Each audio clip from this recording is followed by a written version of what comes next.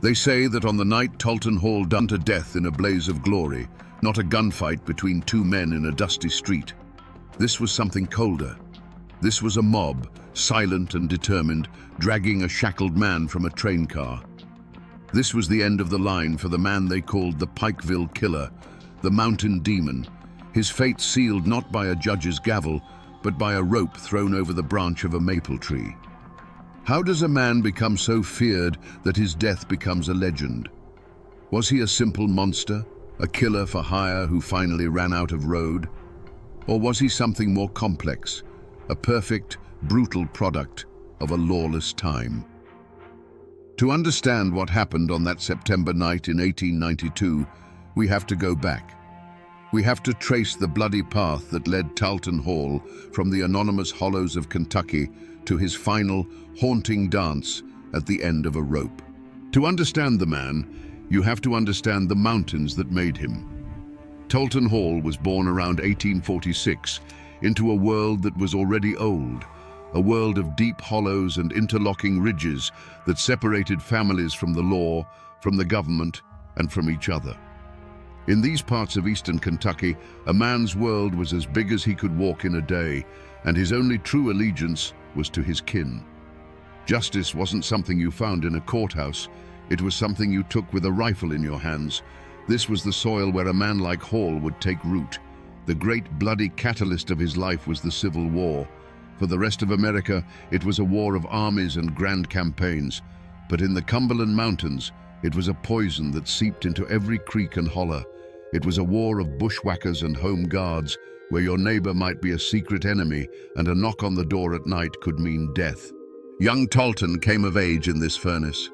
He would have seen men hanged for their loyalties, families burned out of their homes, and vendettas born that would fester for generations. This is where he learned his first, and perhaps only, lesson. The world is a brutal place, and the only certainty is the man who is quicker on the draw. When the war ended on paper, it didn't end in the mountains. The soldiers came home, but they brought the war with them.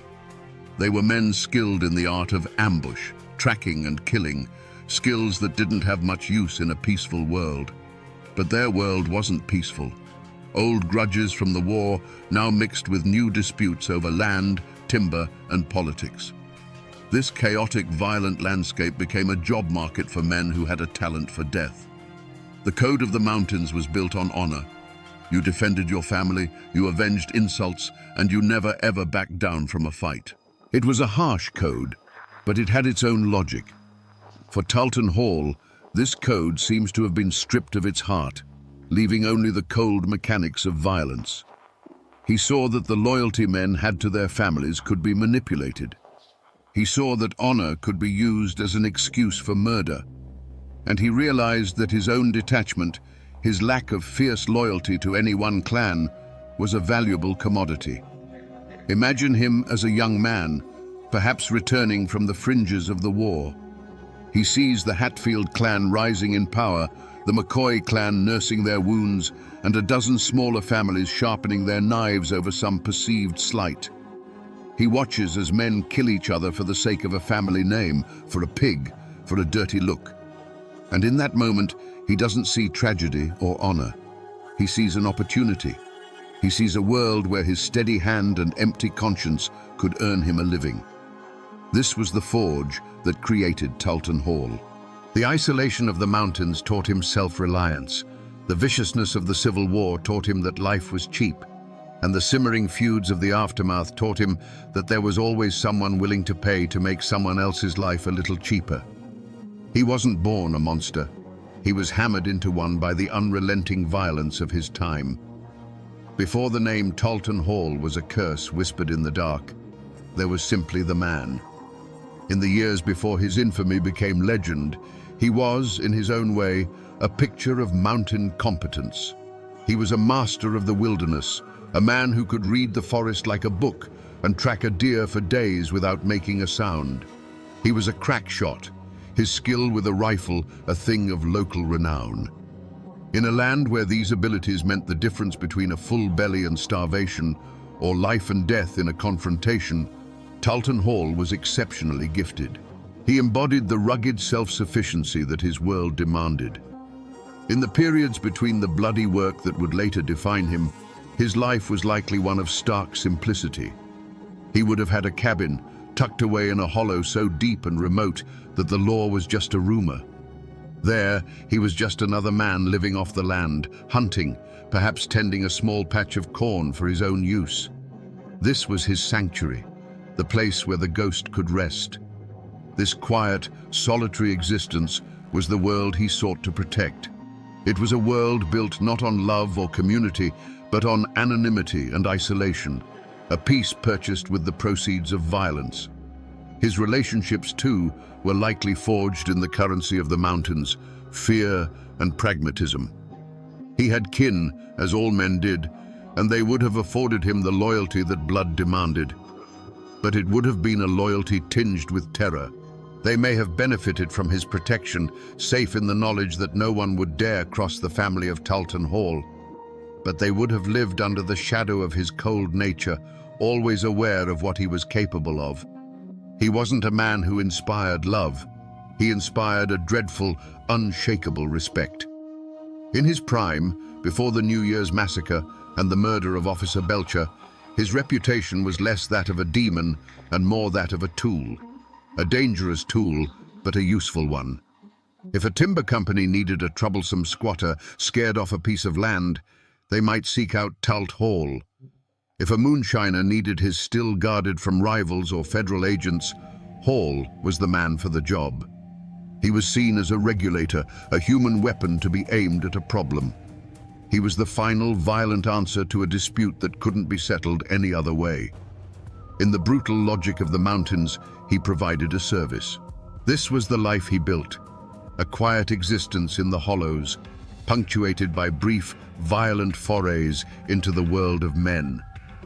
His stake in the world wasn't a family's love or a community's admiration. It was his freedom. The freedom to move through the mountains unseen, to be a name without a face, and to be the master of his own dark destiny. It was this self-contained, predatory world that was about to be threatened, and its destruction would unleash the full measure of his brutality. Every great tragedy is born from a single, deep-seated flaw. For Talton Hall, it wasn't greed or a quick temper. His flaw was a cold, patient arrogance, a venom that had been brewing for years. He had operated as a shadow for so long, a bringer of death who melted back into the mists, that he had begun to believe he was untouchable. He saw himself as an instrument of a higher, more primal law, and he believed the world of common men, with their sheriffs and their courts, simply did not apply to him.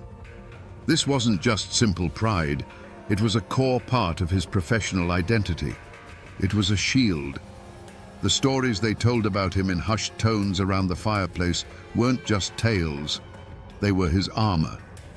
It was said that Hall could walk into a crowded Pikeville saloon, and the simple act of him ordering a whiskey would be enough to end a loud argument at the other end of the room. He didn't have to raise his voice or draw his gun. He would just fix his piercing eyes on the source of the trouble, and the problem would evaporate. He had come to rely on this aura of fear, to see it as an absolute power. This belief in his own myth was both his greatest strength and his most profound weakness. It gave him the nerve to take on impossible jobs, to face down armed men without flinching. It was the source of the chilling calm he possessed in moments of extreme violence. He wasn't afraid because he genuinely believed he was death itself, and what does death have to fear? But that armor had a crack.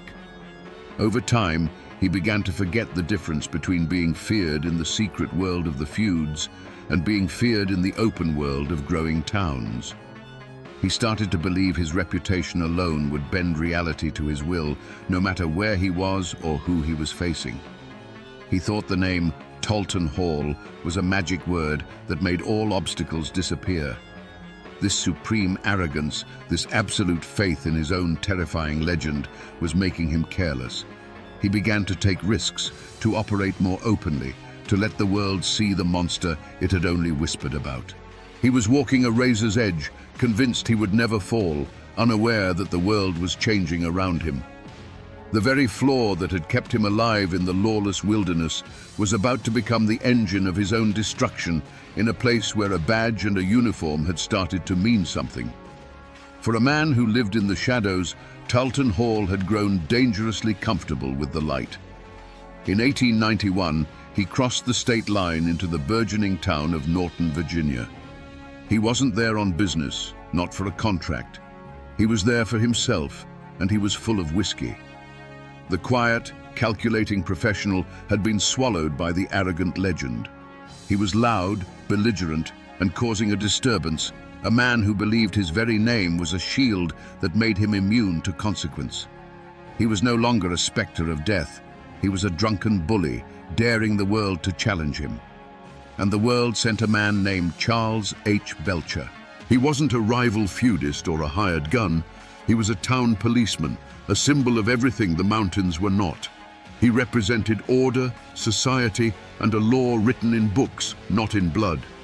When he saw the disturbance Hall was causing, he did his duty. He walked toward the Pikeville killer, his simple blue uniform a stark contrast to Hall's reputation, which was as dark and formless as a mountain shadow. For Officer Belcher, this was just another drunk to be quieted. He had no idea he was walking toward a man who considered himself a god. The affront, in Hall's mind, was not an insult or a threat. It was the simple act of being confronted. The moment Belcher spoke to him, the moment he attempted to impose the town's law on the mountain's killer, was an intolerable challenge to Hall's entire existence.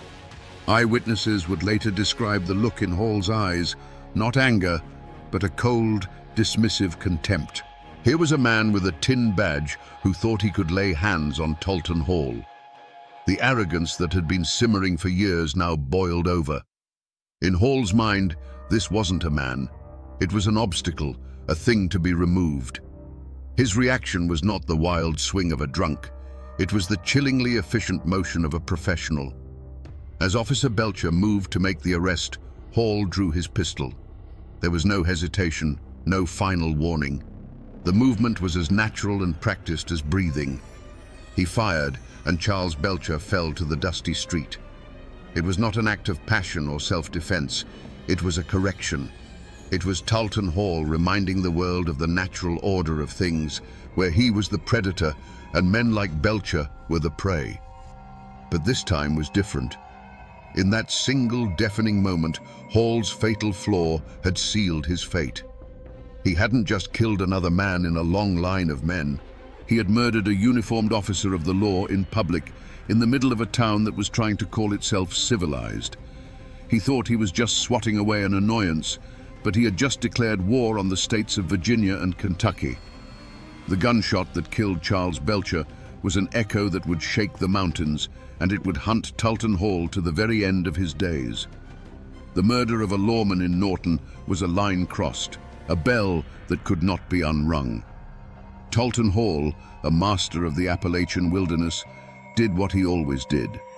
He vanished. He slipped back across the border into the familiar tangled hollows of Kentucky, believing he could wait out the storm as he had done a dozen times before. This was his first and most arrogant mistake. He thought he had merely killed a man. He failed to understand that he had murdered a symbol, and civilization itself was now coming for him. The response was unlike anything the mountains had ever seen. This wasn't a half-hearted posse led by a local sheriff who was likely related to the man he was hunting. The states of Virginia and Kentucky pooled their resources. Bounties were posted, large enough to make a poor farmer forget all about mountain loyalty. And then came the name that struck a different kind of fear into the hearts of outlaws: the Pinkertons. They were relentless, methodical men who couldn't be bribed, intimidated, or swayed by family ties. They were a modern machine of justice, and they were hunting a relic from a bygone era. Warnings came, not from his enemies, but from what few allies he had left. Old associates, men who understood the shifting tides of power, would have told him in no uncertain terms, "Talt, this is different," they'd say. "You killed a badge in the street. They ain't gonna stop. You need to go west, disappear for good." They offered him the only path that might lead to survival, true, absolute anonymity, far from the mountains that knew his name. But Talton Hall's arrogance was a wall that no reason could penetrate. He scoffed at the warnings. He had outsmarted the law his entire life. He saw the Pinkertons as nothing more than city boys who would get lost in the first creek bed. In his mind, this massive manhunt was almost a testament to his own legend. It was a grand, fitting challenge for the Pikeville killer. He believed he was smarter, tougher, and more cunning than any man they could send after him. He saw every posted bounty with his name on it, not as a threat, but as an acknowledgement of his status. With each passing week, however, his world shrank. The net tightened. A cabin door that would have once swung open for him now remained bolted shut. A meal that would have been freely given was now denied.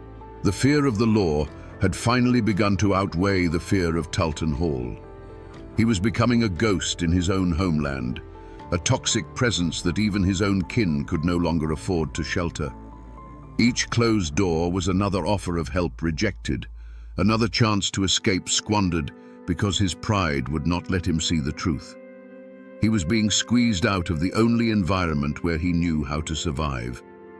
The decision to finally flee, to make a run for a place like Memphis, Tennessee, was not a strategic retreat.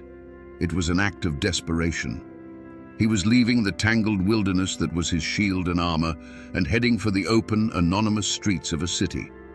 He was a mountain predator who had been driven from his forest, forced to walk onto the open plains where the hunters could see him for miles. His path of no compromise had led him right into a trap of his own making.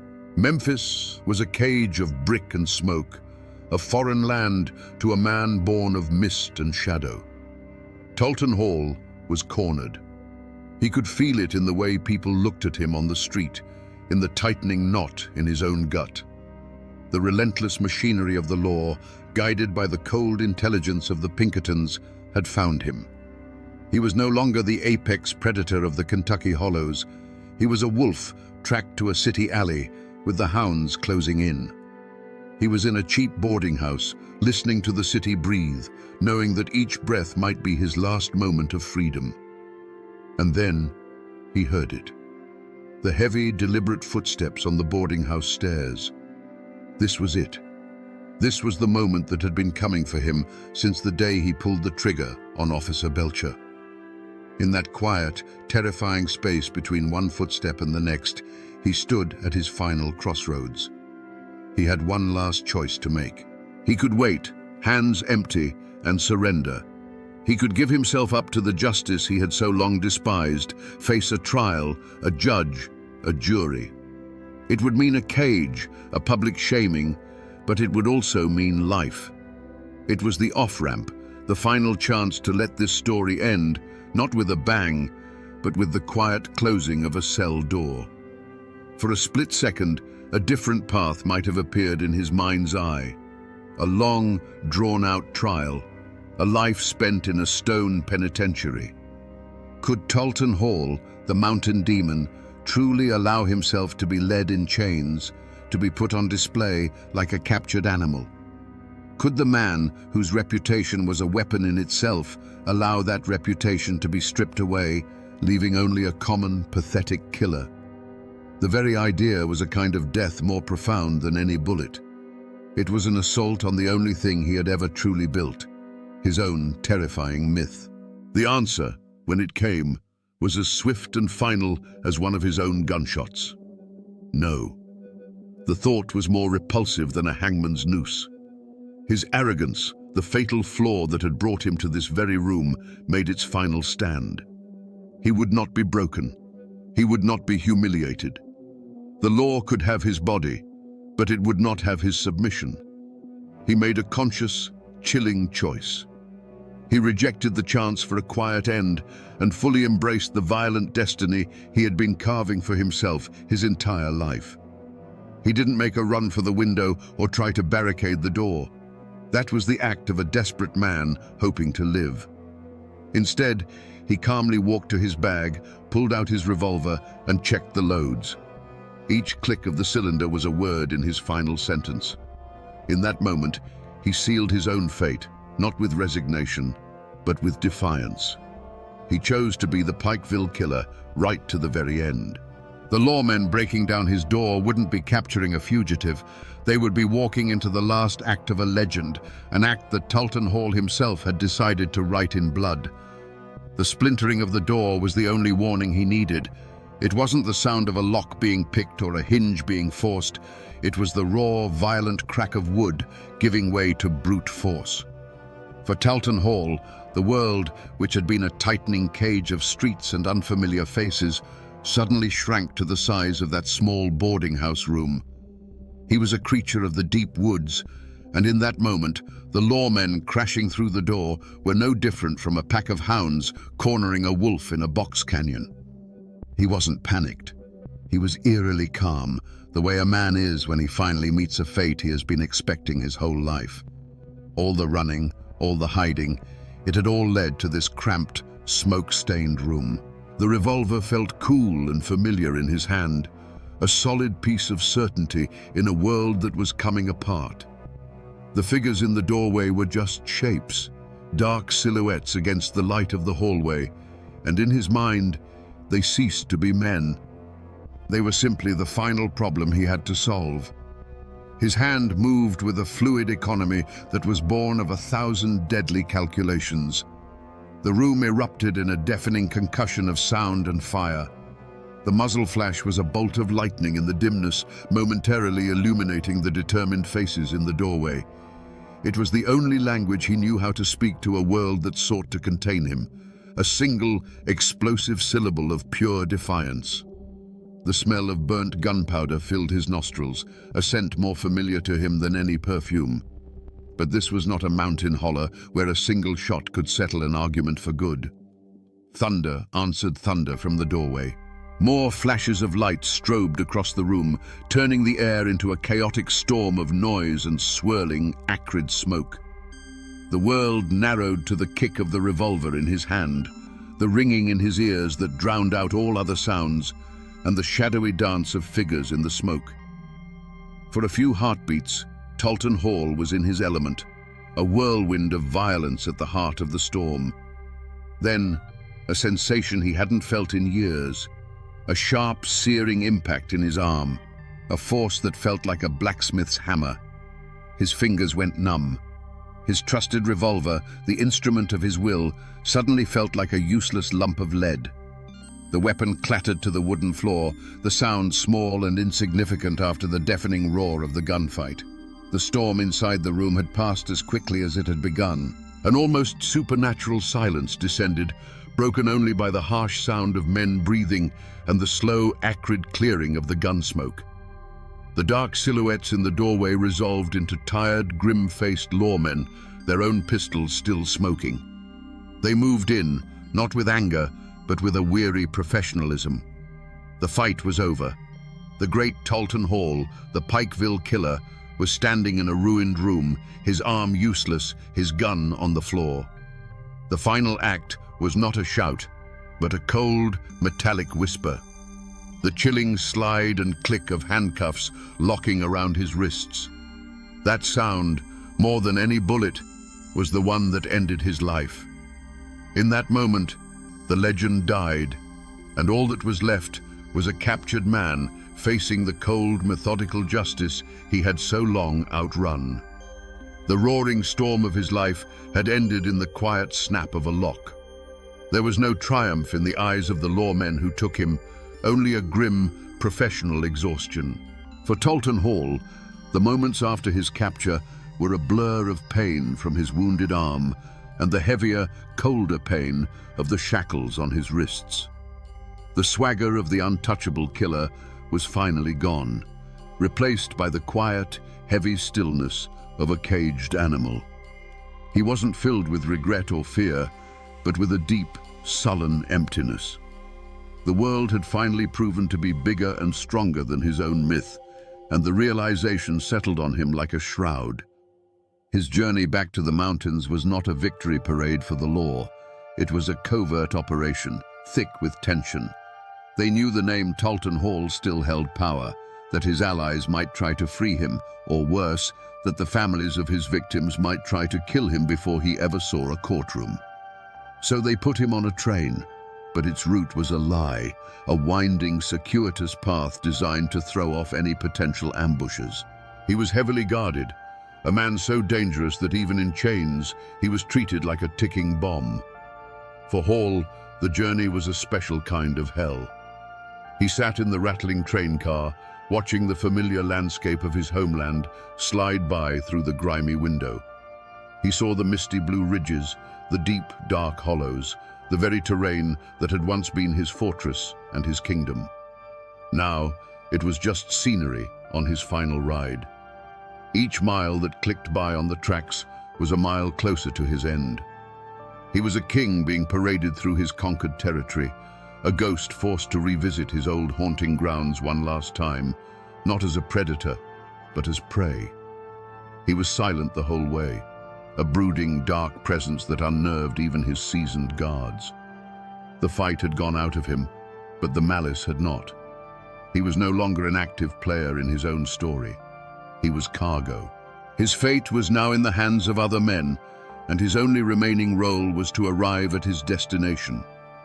The end of the road for Talton Hall wasn't going to be a courtroom or a jail cell. It was this train, this slow, rattling journey back into the heart of the mountains that were waiting to claim him, one way or another. The news of Talton Hall's capture didn't travel by wire or by rail.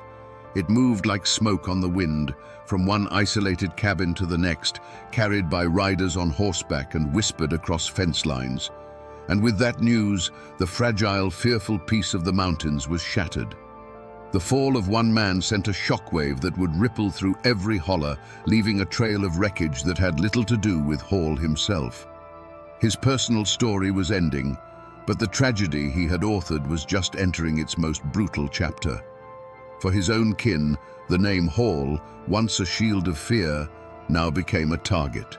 The protection his terrifying reputation had afforded them vanished overnight. Now, they were just the family of a captured killer, vulnerable and exposed. Every shadow on the road, every late-night bark of a dog would send a spike of fear through them. They were living in the crosshairs of every man who had ever held a grudge against Talton, and that was a very long list. The sins of the father were about to be visited upon them, and their lives would become a paranoid existence of bolted doors and watchful eyes. For the families of his victims, the news was not a relief. It was a call to arms. For the widow of Charles Belcher, it was the reawakening of a grief that was still raw. For the remaining McCoys, who had seen their brothers tied to pawpaw trees and their sister shot down in the snow, this was not a matter for a distant court. It was a personal debt of blood that had come due. Hall's capture didn't bring closure. It tore the scabs off wounds that had never healed, and the pain demanded a release. Their desire was not for legal proceedings, it was for a reckoning. The entire community felt the tremor. For years, the violence had been, if not controlled, then at least predictable. It followed the dark logic of the feuds. But Hall's capture created a power vacuum, a chaotic moment where old hatreds could flare without a central figure to fear. He had acted as a cancer on the region, and his removal didn't cure the disease. It simply sent the body into a violent, final spasm. The quiet resentment of his reign of terror now had a voice, and it was a chorus calling for vengeance. The true wreckage Talton Hall left behind was not the bodies he had buried, but the hatred he had cultivated. He had spent his life profiting from the region's culture of violence, and now, even in chains, he was about to give it one last, terrible gift. His capture hadn't brought peace. It had simply brought the promise of a different, more terrible kind of violence, a communal violence, where an entire region, haunted by his ghost, would gather to deliver a final bloody verdict of its own. The law had done its part. It had hunted a killer across state lines, engaged him in a gunfight, and brought him back in chains. The next step in the machinery of civilization was a trial, a slow, methodical process of evidence, testimony, and deliberation.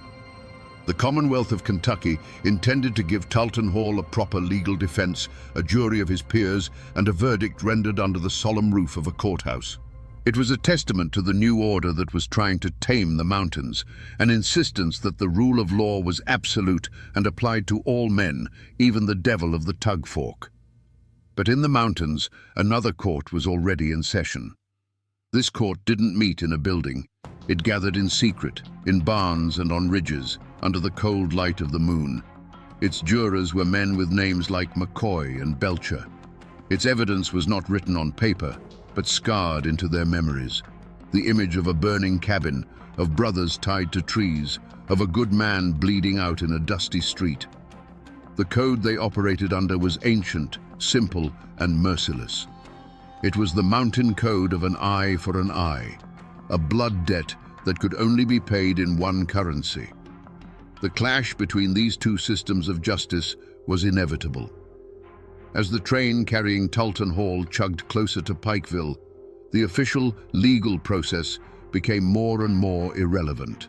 The law saw a prisoner who needed to be tried. The community saw a rabid dog that needed to be put down. The lawmen guarding Hall were operating under their code of duty and due process. The mob gathering to meet the train was operating under a code of honor and vengeance that was etched into the very stones of the mountains. The community's verdict had been reached long before Hall was ever captured. He was guilty, not just of killing Officer Belcher, but of everything. He was the living embodiment of the fear and violence that had plagued their lives for a generation. A trial, in their eyes, was a farce. It was a place where legal tricks and silver-tongued lawyers might let a monster walk free. They had seen it happen before. They had no faith in a system that seemed so far removed from the raw, immediate reality of their lives. They believed in a more direct, more certain form of justice. The train carrying Talton Hall was the ultimate symbol of this clash. Inside the car was the prisoner of the state, a component in a legal machine. But outside, gathering in the darkness, was the judgment of the mountains. The law's plan was to deliver him to a jail. The mountain's plan was to deliver him to a tree. In the end, it was a question of whose jurisdiction was more powerful in that place, on that night. Was it the new, fragile authority of the state, or the old, unyielding power of the clan? The answer was coming as surely as the train was coming down the tracks. While Talton Hall was taking his last ragged breaths in a Virginia town square, another man, a far more powerful one, was watching the world change from his porch in West Virginia. What became of Anderson "Devil" Ance Hatfield, the patriarch who had employed Hall's gun and allegedly directed the New Year's night massacre? Did he face a mob's justice? Did he ever see the inside of a courtroom for the crimes of the feud? The answer adds a bitter, complex layer to this story of mountain justice. The brutal attack on the McCoy cabin was a turning point. It was too savage, even for the feuding mountains, and it brought the full weight of the law down on the Hatfield clan. Several of Devil Ance's sons and supporters were hunted down, tried, and sent to prison. One, Ellison Cottontop Mounts, was hanged for his role in the massacre. The political power that Devil Ance had wielded for decades began to crumble. The war was over, and in a way, he had lost. But Devil Ance himself, the great leader of the clan, was never made to pay by the law. He was indicted, but he was never arrested, never forced to stand trial for the murders of the McCoy children. He lived out the rest of his days as a timberman and a farmer, a living legend who had outlasted his own violent era. In a final strange twist, the man they called Devil Ance was baptized in his old age, seeking peace with his God after a life of war with his neighbors. He died of pneumonia in 1921 and was buried on a mountainside overlooking the land he had fought so fiercely to control. This is the messy, unsatisfying truth of it all. Talton Hall, the hired gun, the disposable instrument of violence, was lynched by a mob for a crime committed in the open. His death was brutal, public, and absolute. But the powerful man who had allegedly paid for his services, who had directed the feud from the top, died a free man in his own bed. The mob got its vengeance, but it got it from the hired help, not the man who wrote the checks. The story of Talton Hall's end is not just about justice being served, it's about who it's served to and who gets to walk away. After the mob dispersed and Talton Hall's body was cut down, a strange and heavy quiet fell over Wise, Virginia, and the surrounding mountains.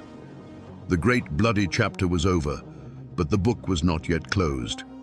The years that followed were not years of celebration or relief. They were years of silence. The community had performed a brutal act of surgery on itself, cutting out a cancer.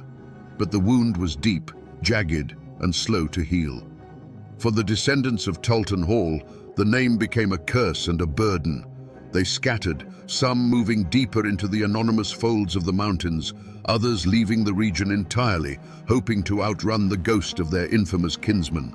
They became quiet farmers, miners, and laborers, their primary goal to be unremarkable, to be forgotten. To admit you were kin to Talton Hall was to invite suspicion and open old wounds. They buried the name under a blanket of deliberate obscurity, hoping that with enough time, the blood on it would fade.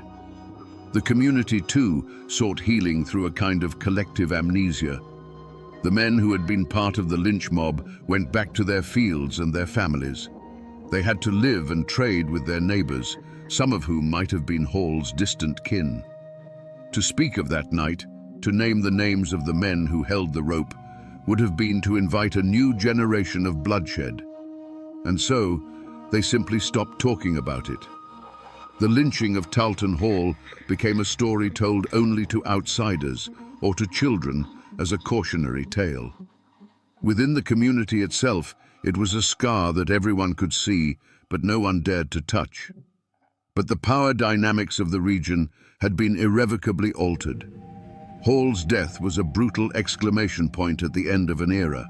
It was a clear and bloody message that the days of the untouchable gunfighter, the man who could be hired to settle a family squabble with a rifle, were over.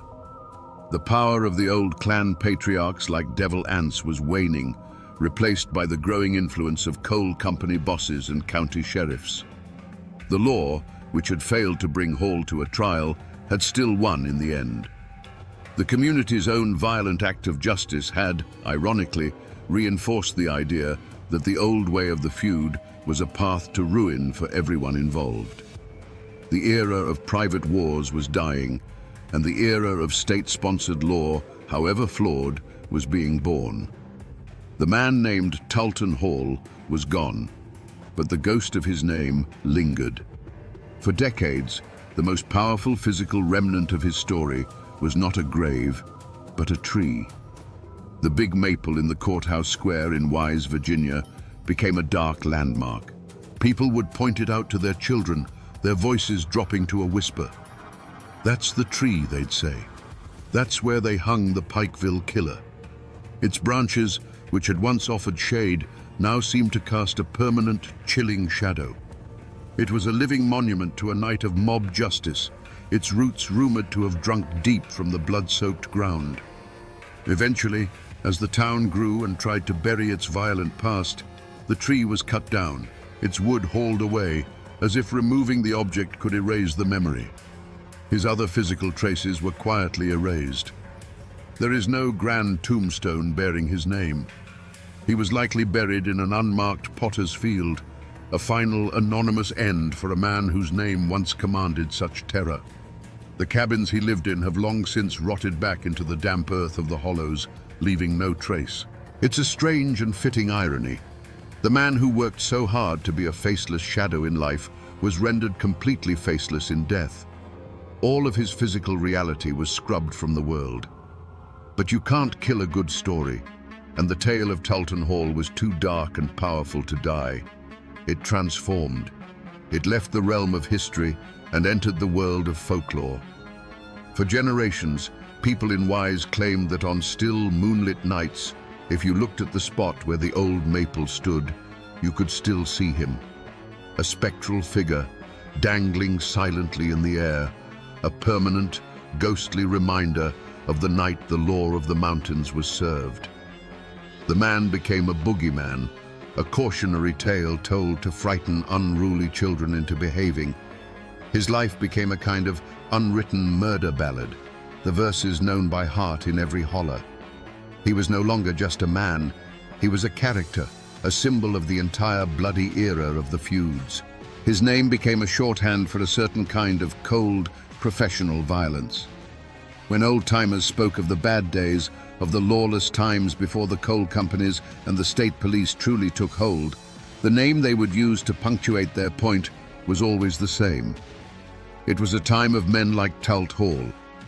So while the man himself is dust, and the tree that ended his life is gone, his spirit, the spirit of the mountain gunfighter, still haunts the collective memory of Appalachia.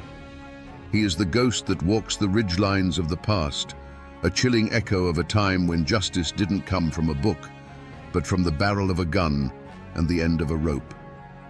So we come back to the question that hung in the air at the very beginning, a question as quiet and heavy as the mountain fog. Was Talton Hall a hero or a villain? The answer is as clear and cold as a Kentucky creek in winter. He was no hero. He was a killer, a man who dealt in death for profit, whose hands were stained with the blood of an unknown number of men. There is no honor in that. But to simply call him a villain is to miss the deeper, more unsettling truth of his story. Talton Hall was not an aberration. He was a perfect, terrible product of his time and place. He was a monster, but a monster the mountains themselves had birthed. He was forged in the pointless brutality of the Civil War and sharpened on the whetstone of the feuds. He was the logical conclusion of a world where law was a suggestion and violence was a way of life. He was a symptom of a disease, not the disease itself. In the end, this is a story about a man whose greatest strength, his absolute belief in his own terrifying legend, became the flaw that destroyed him. He saw himself as a timeless force, a permanent part of the mountain landscape. But the world was changing around him. The law, clumsy and slow as it was coming. He was a relic of a savage past, unable and unwilling to adapt. The same cold arrogance that made him a feared gunfighter made him blind to the fact that his time was over. And that, my friends, is the ballad of Talton Hall. A killer who sold his gun to the highest bidder and whose life was finally paid for, not with silver dollars, but with a rope, in a town square that wanted to forget his name.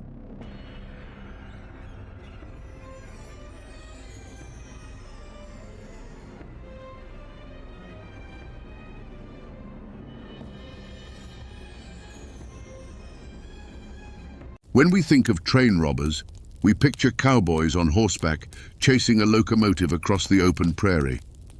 But what if the crime wasn't set against an endless sky, but in the pitch-black throat of a mountain? On October 23, 1901, the most luxurious train in Appalachia, the fast-flying Virginian, saw a red signal and slowed to a stop inside tunnel number 19. For the hundreds of sleeping passengers, it was just a minor delay. For the crew up front, it was the beginning of a nightmare. The men who emerged from the darkness weren't romantic bandits. They were something new, more ruthless. So what really happened inside that tunnel? And why has this brutal crime been almost completely forgotten? In the early 1900s, the Chesapeake and Ohio Railroad was more than just tracks. It was a steel artery pumping life through the heart of Appalachia. It carried coal out of the mountains and brought the modern world in. And the crown jewel of the C&O line was the FFV, Limited, the fast-flying Virginian. This was no grimy freight hauler. It was a rolling palace of polished wood, plush velvet, and gleaming brass, a symbol of progress and prosperity slicing through the ancient, brooding hills. On board were wealthy industrialists, politicians and families, dining in luxury or sleeping soundly in Pullman cars, utterly disconnected from the rugged land they were passing through. This land, the Allegheny Mountains of Virginia, was a world of stark contrasts. Small towns like Jerry's Run were nestled in valleys where life had followed the rhythm of the seasons for generations. But the railroad had changed everything. It brought jobs, money, and a new kind of tension. And it bred a new kind of man, caught between the old ways and the encroaching industrial age. The Flippin and Jenkins brothers were products of this world. George and Charles Flippin, Jack and Gus Jenkins. These weren't outsiders. They were local men. Rumor had it some of them had once worked for the C&O, their hands calloused by the same railroad they now saw as a target. They knew its schedules, its procedures, and its weaknesses. They weren't faceless bandits. They were neighbors, men who understood the land and the steel river that ran through it. They saw the FFV not as a symbol of progress, but as a fat prize, a rolling bank vault just waiting to be cracked. And in the heart of this territory lay Tunnel Number 19. It wasn't just a hole in a mountain. It was long, it was curved, and it was pitch black. Once a train entered, its engineer was blind to what was on the other side. For the passengers, it was a momentary darkness.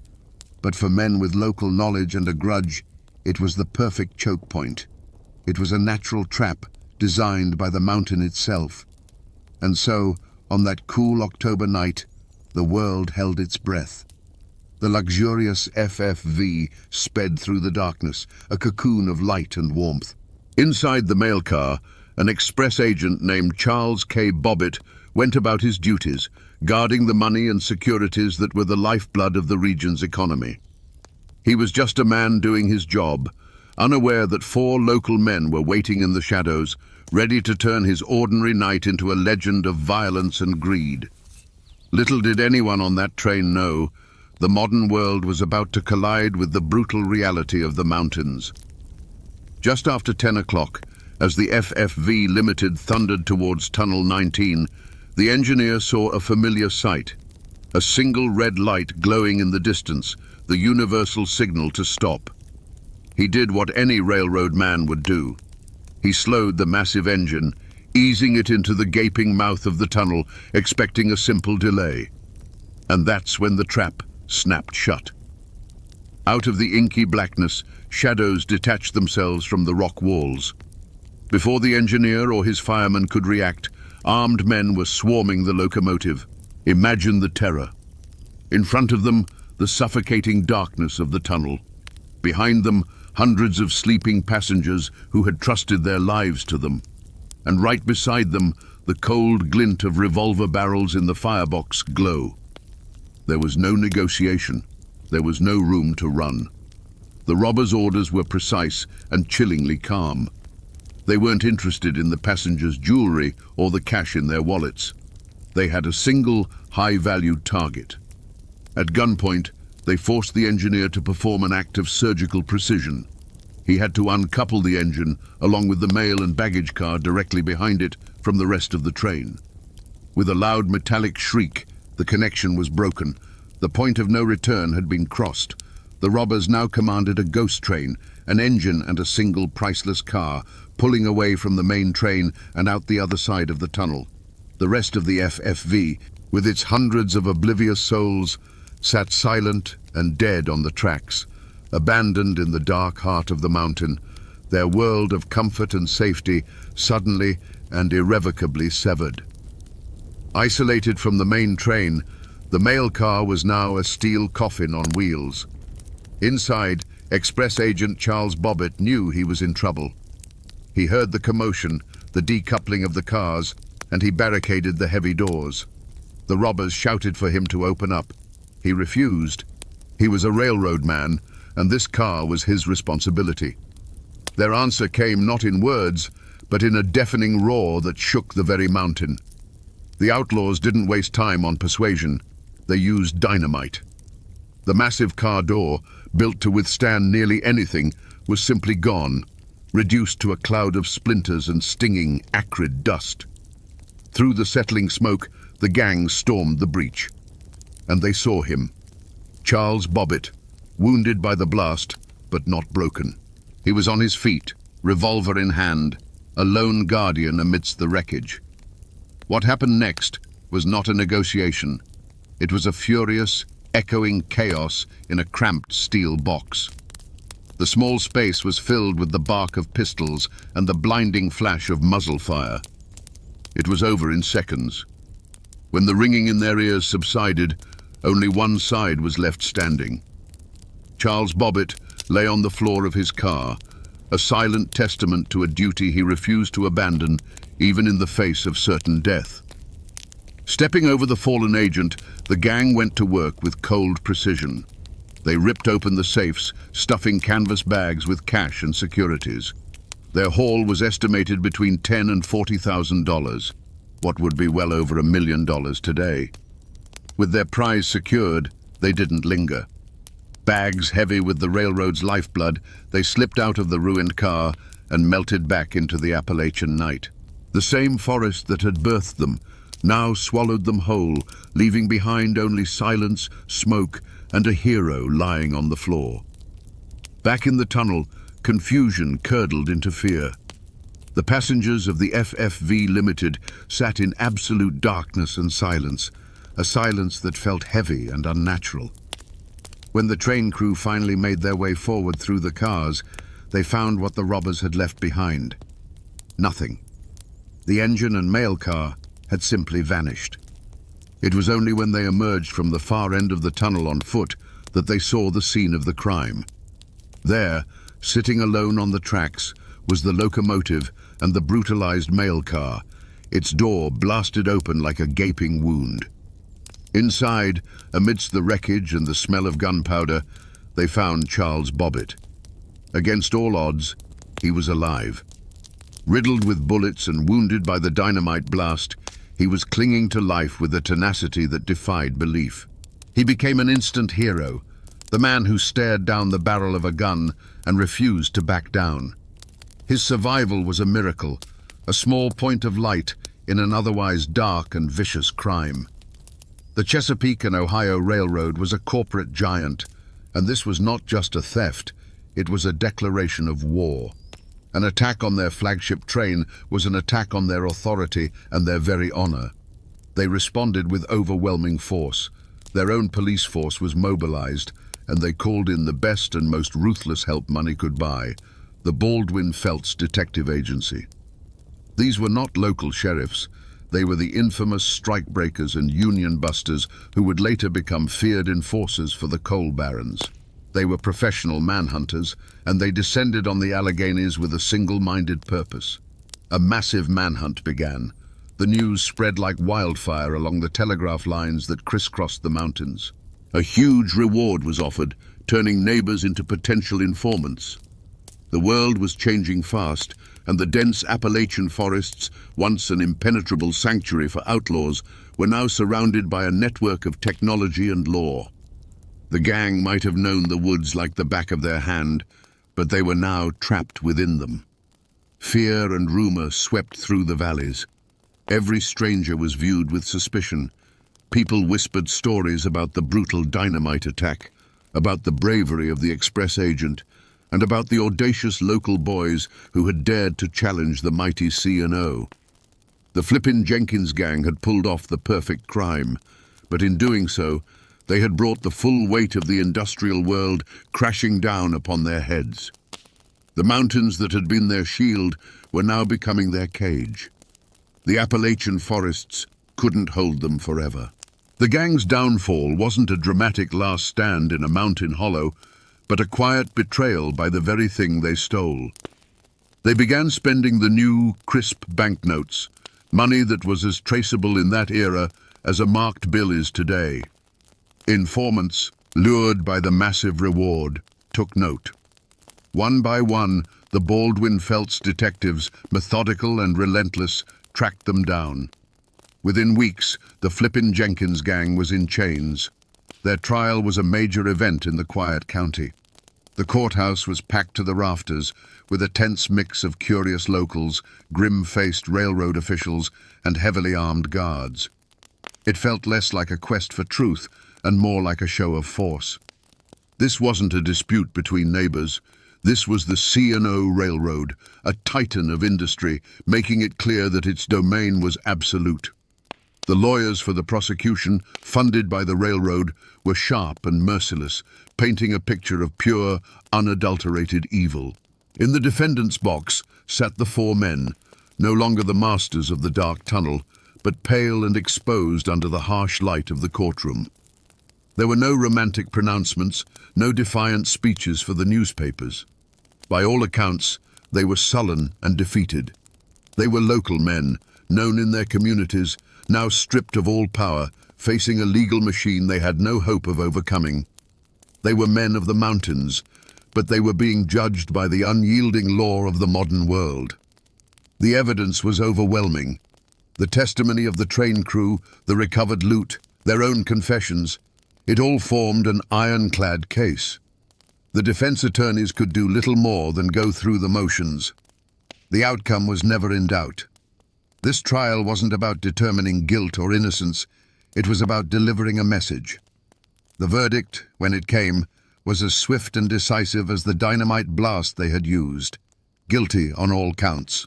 And the sentence was a living death, life in the Virginia State Penitentiary.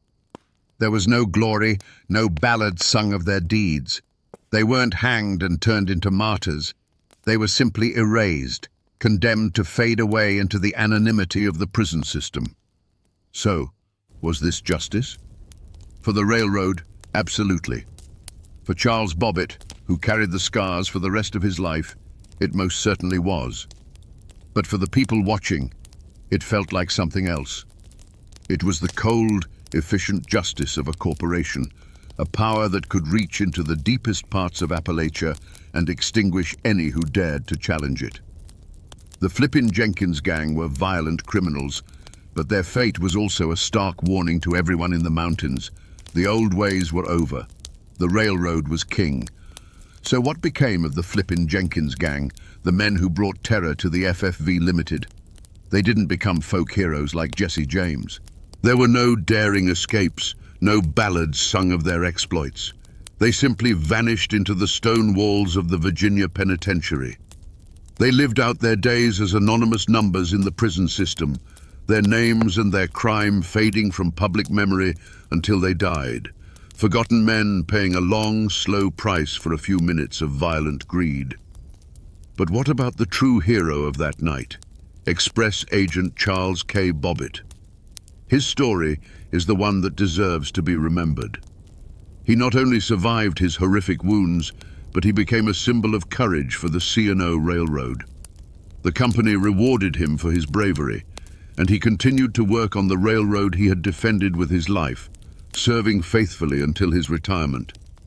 He didn't seek fame or glory. He was a quiet, dutiful man who, when tested by fire and dynamite, proved to be stronger than steel. And what of the stage for this drama? Tunnel 19 still cuts through the mountain near Jerry's Run, Virginia. The FFV Limited is long gone, a ghost of a more elegant age, but the steel artery remains. Freight trains, the modern workhorses of the railroad, still thunder through that same darkness, their powerful horns echoing in the valleys. For the engineers today, it's just another tunnel, a number on a map. Most have no idea that they are passing through the scene of one of the most audacious and brutal crimes in Appalachian history. But a story this violent leaves more than just physical marks. It leaves a legend.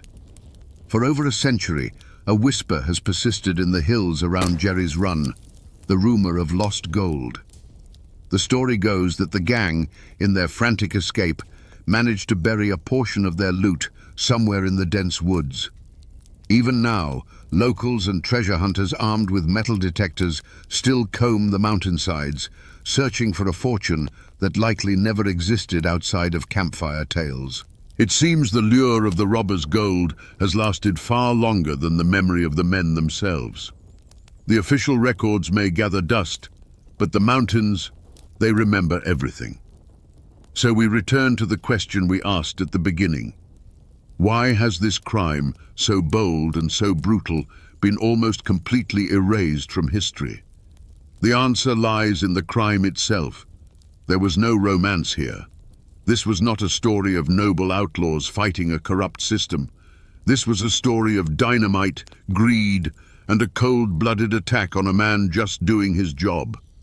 It was a calculated industrial crime, born from the soot and steel of a new era, and it didn't fit the clean, romantic narrative of the Wild West that America wanted to believe. The mythology of the prairie, with its wide-open spaces, simply overshadowed the dark, complex reality of the mountains. The story of the Tunnel 19 robbery is a stark reminder that the history of Appalachia is not one of simple hillbillies or quaint folk tales.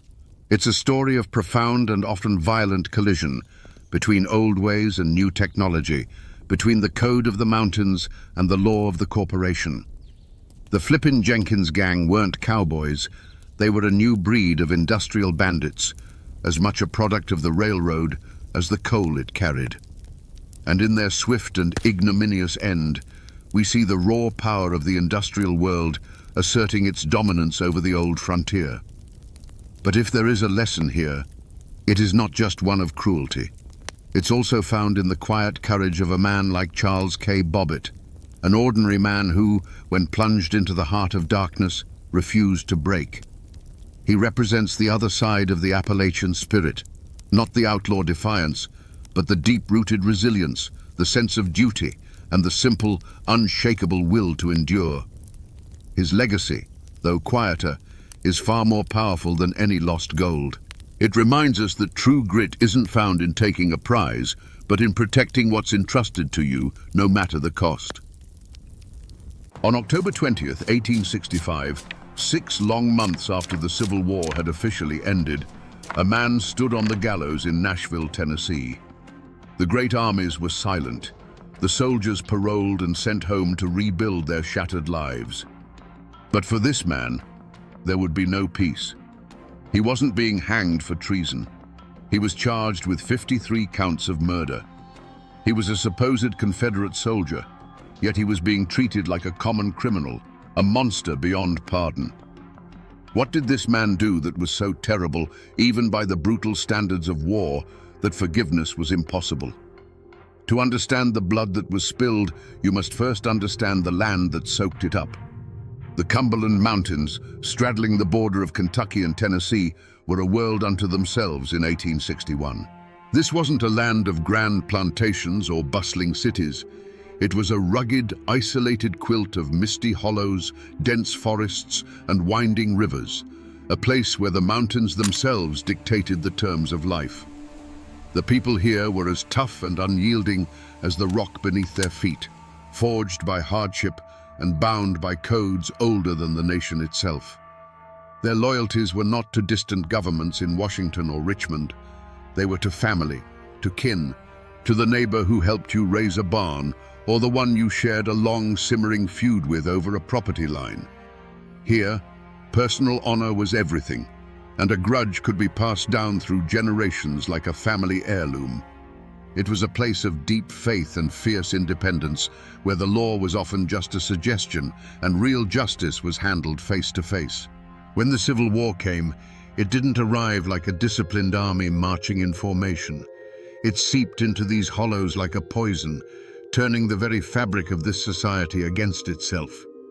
The conflict wasn't about slavery for most of these mountain folk. It was about loyalty, and it split communities with a surgical cruelty. Friend turned against friend, cousin took up arms against cousin. A dispute over a stray hog from 10 years prior could now be settled with a rifle, all under the banner of Union or Confederacy. Into this cauldron of simmering hate stepped 2 men who would become the living symbols of this brutal, personal war. One was Samuel Champ Ferguson, a man with a temper as sharp as his knife, who would side with the Confederacy. The other was David Tinker Dave Beatty, a staunch Unionist, as rugged and determined as his rival. They weren't generals or politicians. They were neighbors, products of the same mountains, who would soon become mortal enemies. This, then, was the world that was lost. It was a hard world, a violent world, but it had its own order. The people of the Cumberland Plateau stood to lose more than just a war. They stood to lose their homes, their families, and the unwritten laws that had governed their lives for a century. They were about to become the victims of a war fought not on battlefields, but in their own backyards, by their own people. There was no single crime scene, cordoned off with yellow tape. In the borderlands of 1861, the crime scene was an entire mountain range. The first shots of Champ Ferguson's personal war weren't fired on a battlefield, but in a secluded clearing, witnessed only by the silent, ancient trees. The first report of the crime didn't come from a sheriff, but from the whispers that snaked through the hollows, carried on the wind like a bad omen. The most verifiable story begins with a capture. A group of local Unionists, led by a man named William Frog, cornered Ferguson and his friend Preston Smith. This was not a formal military arrest. It was a kidnapping, an act of personal power in a land where badges and uniforms meant less than the name your family carried.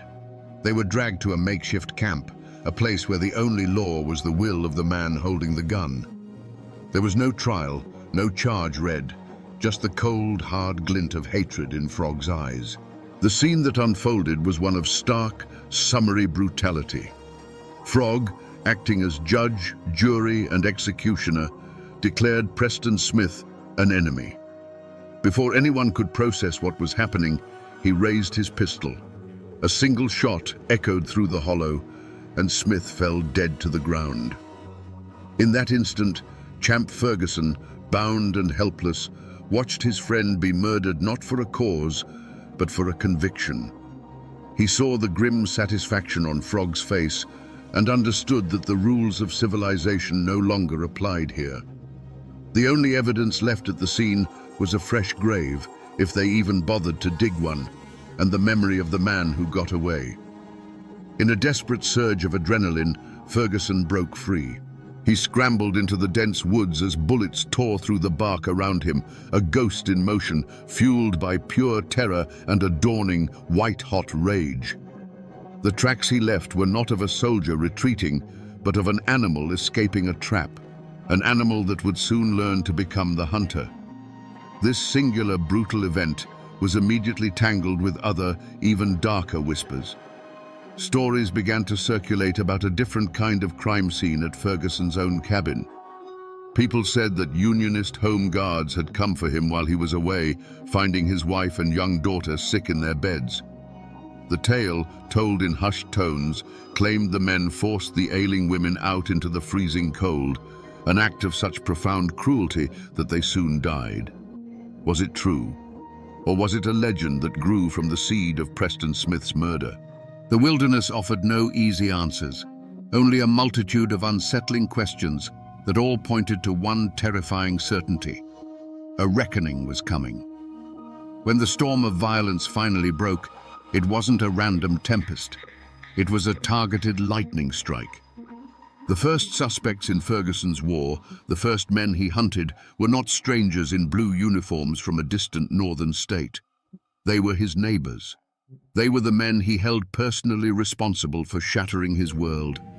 His rage had a face and a name, and at the top of that list were William Frog and Tinker Dave Beatty. The motive was as clear as a mountain stream and as dark as a grave. Everyone in the borderlands knew the story of Preston Smith's execution. William Frog hadn't just killed a Confederate sympathizer.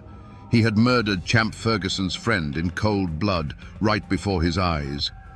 The image of his friend falling, the puff of gun smoke in the cold air, the casual cruelty of the act. It was a wound that could only be cauterized with blood. This was a debt of honor, and in the mountains, such debts are always paid in full. Layered over this undeniable act was the even more potent legend of his wife and daughter. Whether the story of the Unionist home guards forcing them from their sickbeds was entirely true, or a tale that grew larger in the telling, doesn't matter. Ferguson believed it. He carried that story in his heart like a burning coal, a narrative of unimaginable cruelty that justified any atrocity in return. He saw Tinker Dave Beatty's men not as soldiers, but as monsters who had preyed upon the helpless and desecrated the sanctity of his home.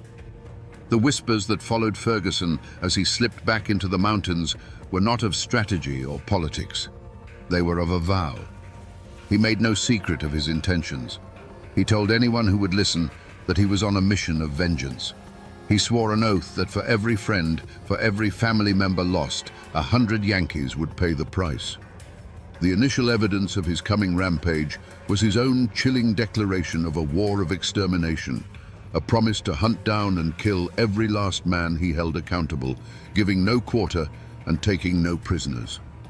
The borderlands were no longer a battleground, they were his personal hunting ground.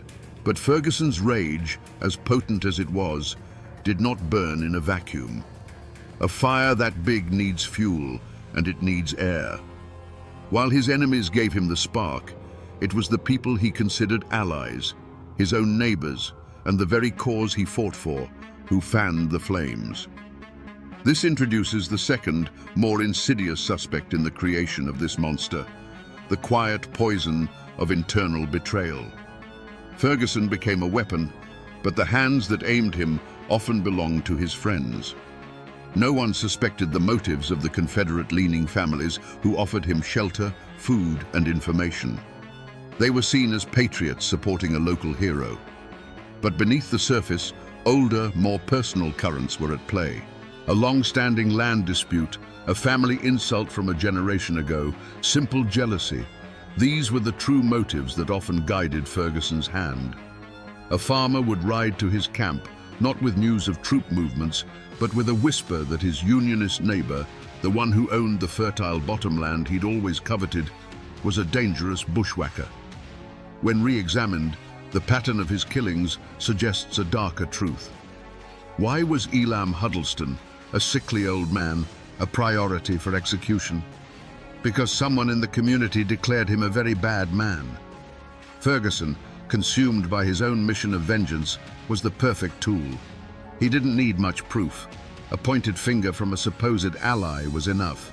He became the physical manifestation of his community's petty hatreds, settling their private scores under the public banner of the Confederacy, perhaps without even realizing he was being used. This betrayal extended all the way to the top. The Confederate government in Richmond was happy to have men like Ferguson terrorizing the Unionist population, disrupting supply lines and tying down troops. They gave him legitimacy, a captain's commission, a flag to fly. But it was a relationship of convenience. They wanted the chaos he created, but they kept him at arm's length, officially disavowing his most brutal tactics. They betrayed the very guerrilla fighters they empowered, using them for the war's dirtiest work and leaving them to face the consequences alone. Ferguson thought he was a soldier, but to many on his own side, he was just a rabid dog, to be unleashed on their enemies and put down when he was no longer useful. But beyond the personal hatreds that festered in the mountain hollows, a larger, more impersonal storm was gathering.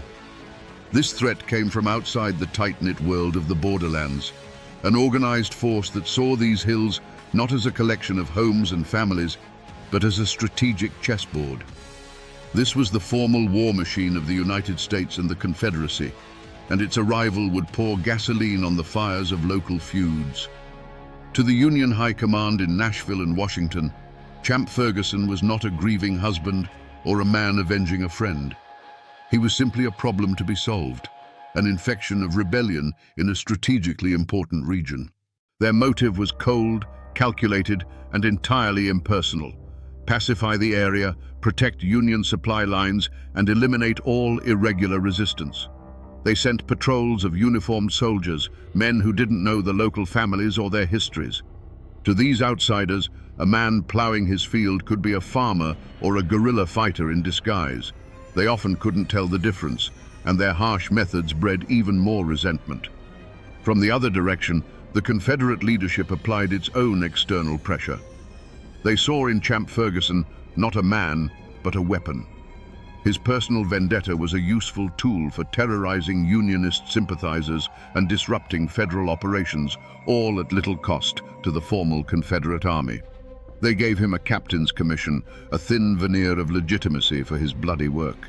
Men like General John C. Breckinridge were happy to use Ferguson's savage band of riders for a specific military objective, like the attack on Saltville, and then look the other way when the butchery began. Ferguson was their asset, a wild dog they could point in the right direction, whose savagery served their larger, impersonal goals. The presence of these organized armies created a new climate of fear, squeezing the people of the mountains in a terrible vice. Suddenly, strange men in uniform were a common sight on the winding roads, carrying an air of official, indifferent menace. They brought with them a different kind of violence, organized, efficient, and absolute. The personal war of neighbor against neighbor was now caught up in a national conflict, escalating the stakes beyond anything the locals could have imagined. This external pressure crushed the old rules of the mountains, leaving a vacuum where only the most brutal could thrive. The hunt for Champ Ferguson began in earnest, a desperate attempt to cage the monster that had been unleashed. The primary hunter was his arch-nemesis, Tinker Dave Beatty, a man who knew the mountains as well as Ferguson did. He was joined by patrols of Union cavalry, professional soldiers sent to bring order to a land that had never known it. They had a clear target and a righteous cause. But they soon discovered they weren't hunting a man. They were chasing a phantom. Every lead they followed seemed to dissolve into the Appalachian mist. A farmer would ride breathlessly into a Union camp, swearing he'd just seen Ferguson and his men watering their horses at Calfkiller Creek. A posse would be formed, riding hard for hours through treacherous terrain, only to arrive and find nothing but hoof prints fading in the mud and the cold ashes of a long-dead campfire. Ferguson was a master of the wilderness. He knew every hidden hollow, every game trail, every cave that could shelter a man from a storm or a patrol. The mountains that were a confusing, hostile maze to the outsiders were his sanctuary. The Union soldiers operated on the assumption that they were fighting a guerrilla company. They looked for camps, for supply lines, for patterns. But Ferguson fought by no book of military tactics. He and his small band of riders would materialize on a remote road, carry out an execution, and then vanish, melting back into the forest as if they were never there.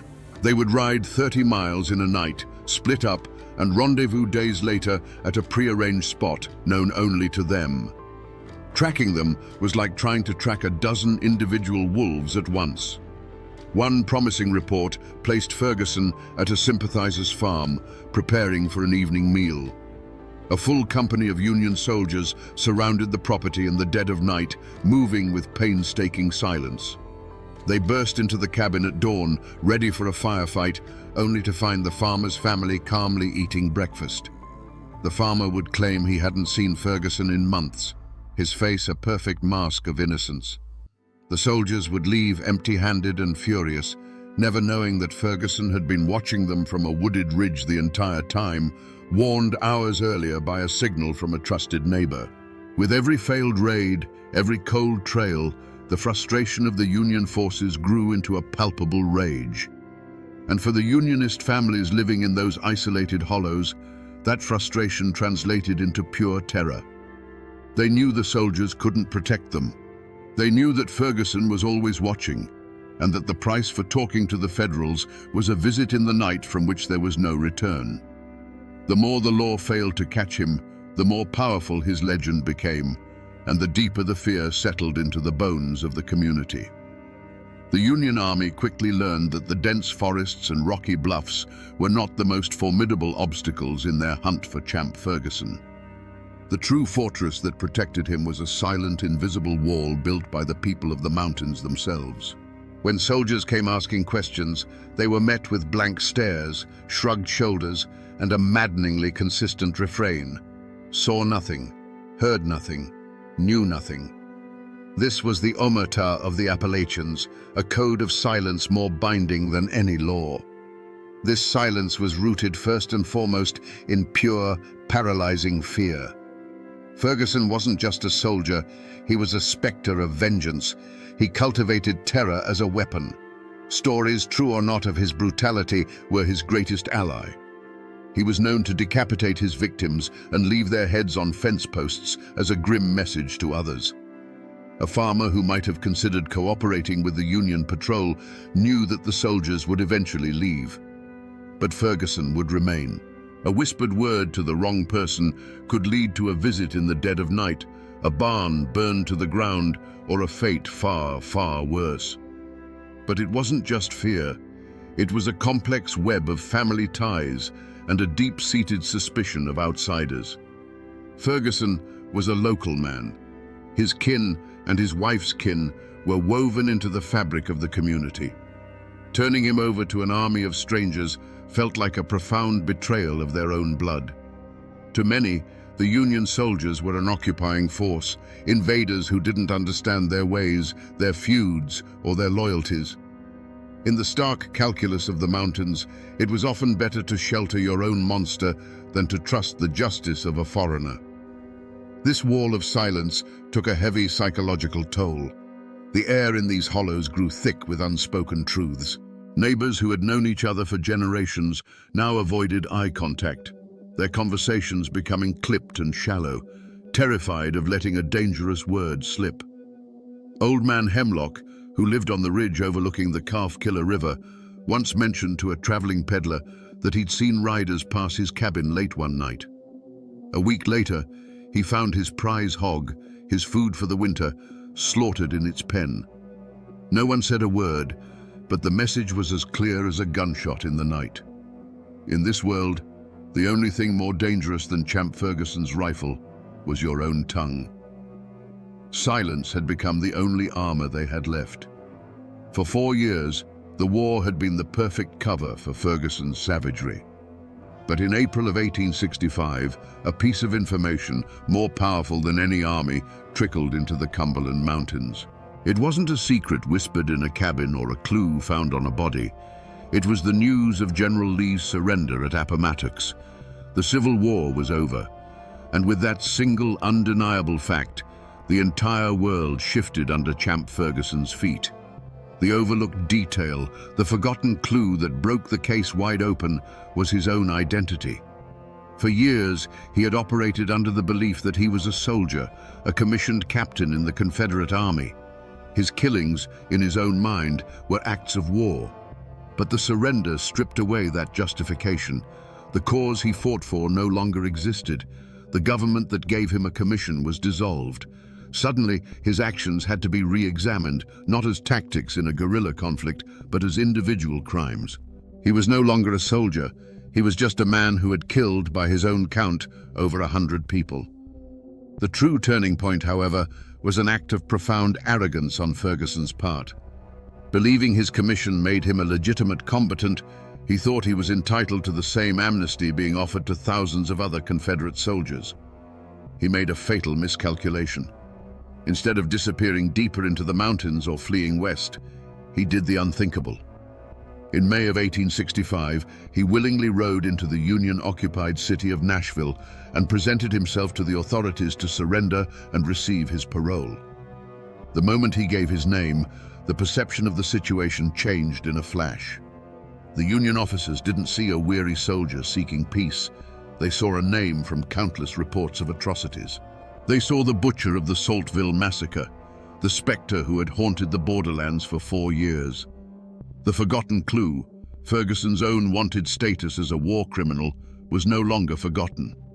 Instead of a parole slip, they gave him iron handcuffs. The news of his capture was like a thunderclap across the mountains. The ghost had been caught. The boogeyman was in chains. And with that revelation, the wall of silence, which had been held together by fear, began to crumble. A new, desperate urgency took hold, not to find a killer, but to finally bear witness against him. The stories that had been buried in the dark soil of the Cumberlands for 4 long years were about to be unearthed.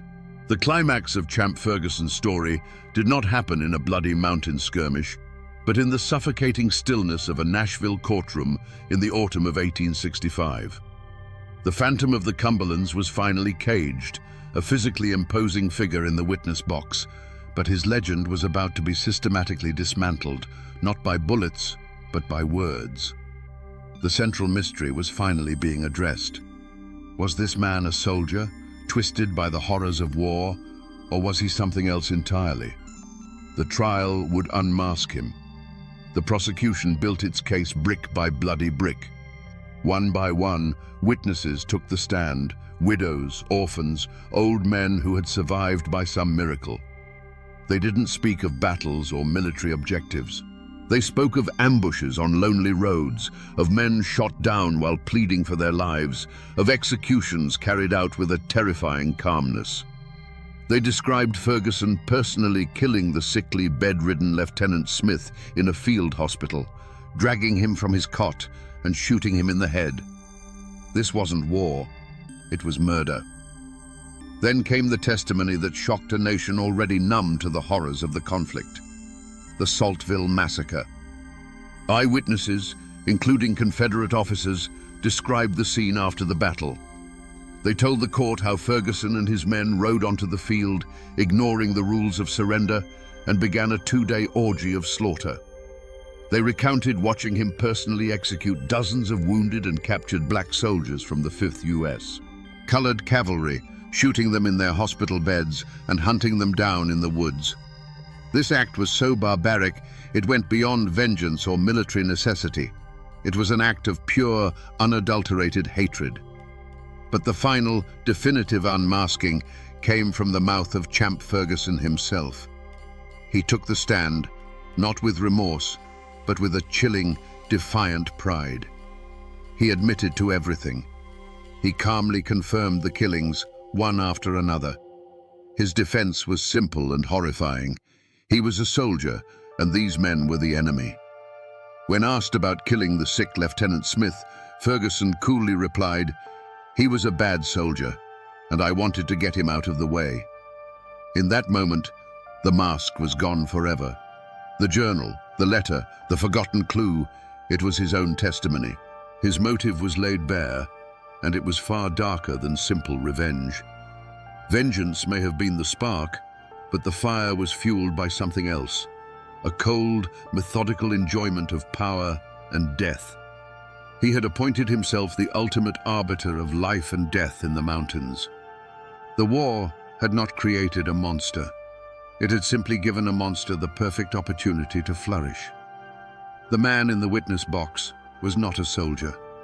He was a killer who had found his calling.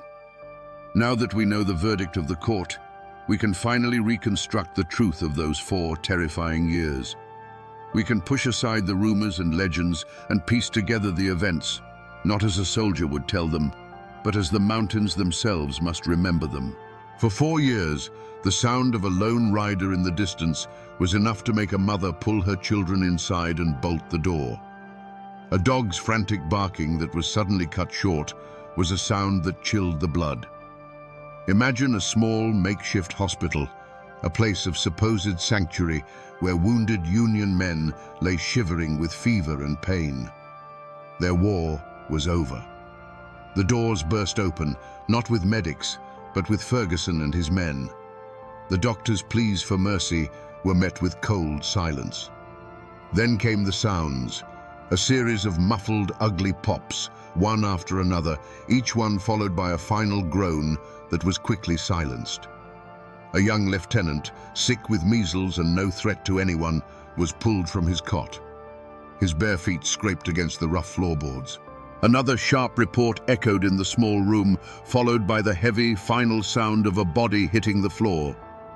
When the raiders left, an unnatural stillness filled the space, a silence more terrifying than any scream. Picture the scene at Saltville, Virginia. The formal battle was over.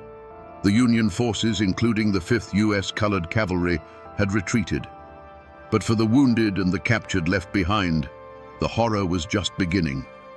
For 2 days, Ferguson rode across the field, a dark silhouette against a gray sky. From the surrounding hills, witnesses could hear the sporadic popping sound of his revolver over and over again. They saw wounded men, black soldiers who had fought bravely and surrendered, trying to crawl to the safety of the woods. The horsemen would follow. There would be another pop, and the crawling would cease. The battlefield, which had been a place of combat, became a silent field of execution, its fallen soldiers not casualties of war, but victims of a massacre. And then there were the personal encounters, the moments of intimate, face-to-face terror. An old man, Elam Huddleston, sickly and frail, stood before Ferguson, pleading that he was too weak to have ever been a threat. Ferguson's voice was flat, a pronouncement of fate. "You are said to be a very bad man." A single deafening crack sent the birds scattering from the trees for a mile around. Then there was only the sound of the rider's horse sighing as he turned to leave, leaving another dark stain on the Appalachian soil. This was the truth of Champ Ferguson's war. It wasn't fought on battle lines with cannons, but in sick rooms, on fields of surrender, and on lonely mountain roads, with a cold heart and a steady hand. The trial of Champ Ferguson wasn't held in some dusty mountain town courthouse where his name carried the weight of fear and legend. It was a formal military tribunal in Nashville, a public spectacle for a nation grappling with the war's savage legacy. The room was packed, the air thick with tension. Newspaper reporters from as far away as New York scribbled furiously in their notebooks, eager to capture every detail of the man they had already dubbed the great guerrilla chieftain and the Confederate demon. This wasn't just a trial for murder. It was an attempt to draw a line, to declare that even in the hell of a civil war, some acts were simply beyond the pale. Throughout the proceedings, Champ Ferguson was a figure of unnerving composure. As witness after witness took the stand to recount tales of cold-blooded slaughter, he watched them with a steady, unblinking gaze. He showed no remorse, no fear, not even a flicker of regret. He listened as men described him shooting the wounded in their beds, and his expression never changed. When it was his turn to speak, his defense was as simple as it was shocking. He claimed he was a soldier, a commissioned officer of the Confederacy. Every man he killed, he argued, was an enemy combatant in a war where the official policy, on both sides of the border conflict, was no quarter. In his mind, he was not a murderer. He was a patriot who had simply fought the war with more conviction than most. But the military commission was not swayed. The testimony was too damning, the victims too helpless, the cruelty too personal. They saw the clear pattern. This was not a soldier's work. This was a campaign of personal extermination, cloaked in the thin justification of a military commission. On October 10, 1865, the verdict came back. Guilty. The sentence was death by hanging. For most of the nation, the verdict was a moment of catharsis, a righteous judgment against one of the war's most notorious villains. Justice, it seemed, had been served. But back in the hollows of White County, Tennessee, on the good rebel soil where Ferguson had asked to be buried, the verdict was heard differently. To his family, his friends, and his sympathizers, he was not a war criminal. He was a soldier who had been martyred by a victor's court. They argued that Union guerrillas like Tinker Dave Beatty had committed similar acts and were now hailed as heroes. To them, Champ Ferguson wasn't hanged for his crimes. He was hanged for fighting for the Confederacy. The verdict, a clear-cut case of guilt in the eyes of the law, remains a subject of bitter debate in those mountains to this day, a perfect symbol of the brothers' war, where one man's monster is another man's hero. Champ Ferguson's death was not an end. It was a beginning. The beginning of a long and bitter memory that would coil itself around the lives of everyone he had ever touched. For his own family, the name Ferguson became both a curse and a martyr's cry. They buried his body in the good rebel soil he requested, but they could not bury his legacy. For generations, his descendants would carry the weight of his actions, forced to live in the shadow of a man remembered by half their neighbors as a monster, and by the other half as a hero betrayed. His name was a burden, a mark that set them apart in the very hills they called home. And what of his great rival, Tinker Dave Beatty? He had won. He had outlasted his nemesis and fought for the victorious side. But victory in a war like this is a fragile, haunted thing. Beatty lived a long life, but the brutal tactics he had been forced to adopt the friends he had lost, and the constant threat he had lived under for 4 years left scars that no government pension could heal. He had survived the devil himself, but the fight had cost him a piece of his own soul.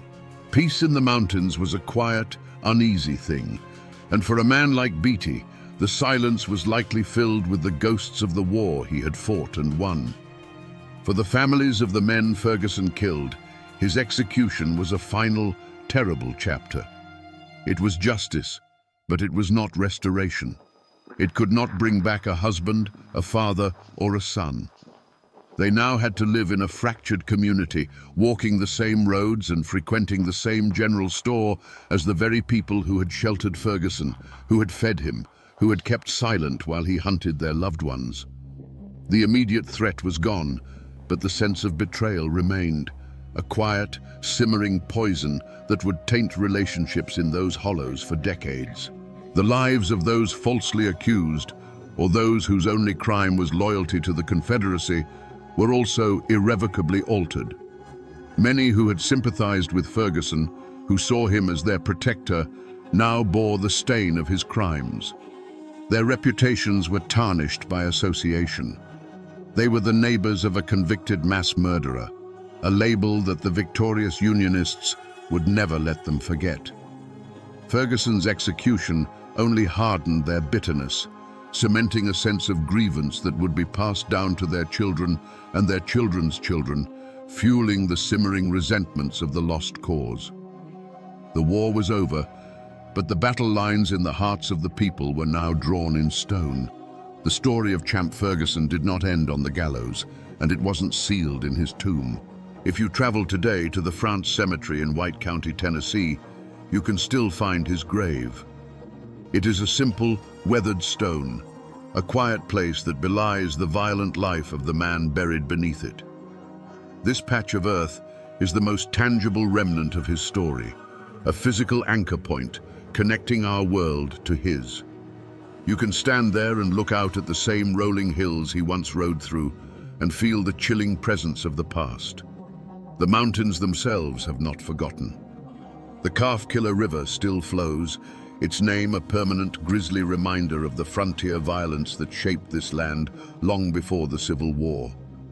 The fog still clings to the hollows where he and his men would disappear, and the winding roads they used for ambush are still there, many of them now paved over, but following the same treacherous paths. The landscape of the Cumberland Plateau is a silent monument, etched with the memories of every skirmish, every execution, every desperate flight from justice.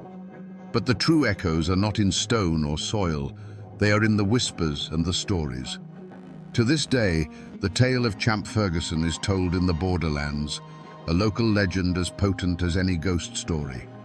It's a story told around hunting campfires, a cautionary tale passed from grandfathers to their grandsons. They still talk about the myth of his missing head, the ghoulish rumor that his skull was taken for scientific study, a final indignity for the man who had terrorized their ancestors. Most powerfully, the war over Champ Ferguson's soul continues to this day. Walk into a local diner or hardware store in that part of the country and ask if he was a hero or a monster. You will start an argument that is just as passionate and divided now as it was in 1865. The world has forgotten, but these mountains remember. They remember because the war he fought was not just about North and South, it was about them. And that memory is now a part of their very identity, a living echo of a time when the devil himself rode the hills of Tennessee. So we return to where we began, to a man on a gallows in Nashville, long after the cannons of the Civil War had fallen silent. We asked what this man could have done that was so terrible, even by the standards of that brutal conflict, that he alone could not be forgiven. And now we have the answer. It wasn't that he killed, for the war had made killers of thousands. It was that he savored it. He stripped away the pretense of military necessity and revealed the cold, hard core of personal hatred. He murdered the sick, executed the surrendered, and turned a national conflict into his own private slaughterhouse, all while claiming the mantle of a soldier. Forgiveness was impossible because Champ Ferguson forced a nation exhausted by death to look at his work and finally draw a line between the horrors of war and the acts of a monster. This is a story, then, not just of a single violent man, but of a timeless and terrifying truth. It is a warning of what happens when the poison of personal vengeance is given the legitimacy of a flag and a uniform. It shows how the grand, abstract ideals of a nation at war can be twisted to justify the most intimate and brutal acts of neighbor against neighbor. And it is a profound lesson in the power of silence, how a community bound by fear and a complex code of loyalty can become the soil in which such evil is allowed to take root and grow, unchecked, until it consumes everything. The war is over. The men who fought it are long gone. But the ghost of Champ Ferguson and the questions his life demands of us still haunt those misty Appalachian hollows. He reminds us that the most dangerous battleground is not in a field or a fortress, but in the human heart, where the lines between soldier and murderer, justice and revenge, can blur and then vanish with terrifying ease. And now, my friends, you know the rest of the story, or at least as much of it as the court records and old tales are willing to give up. The rest belongs to the mountains.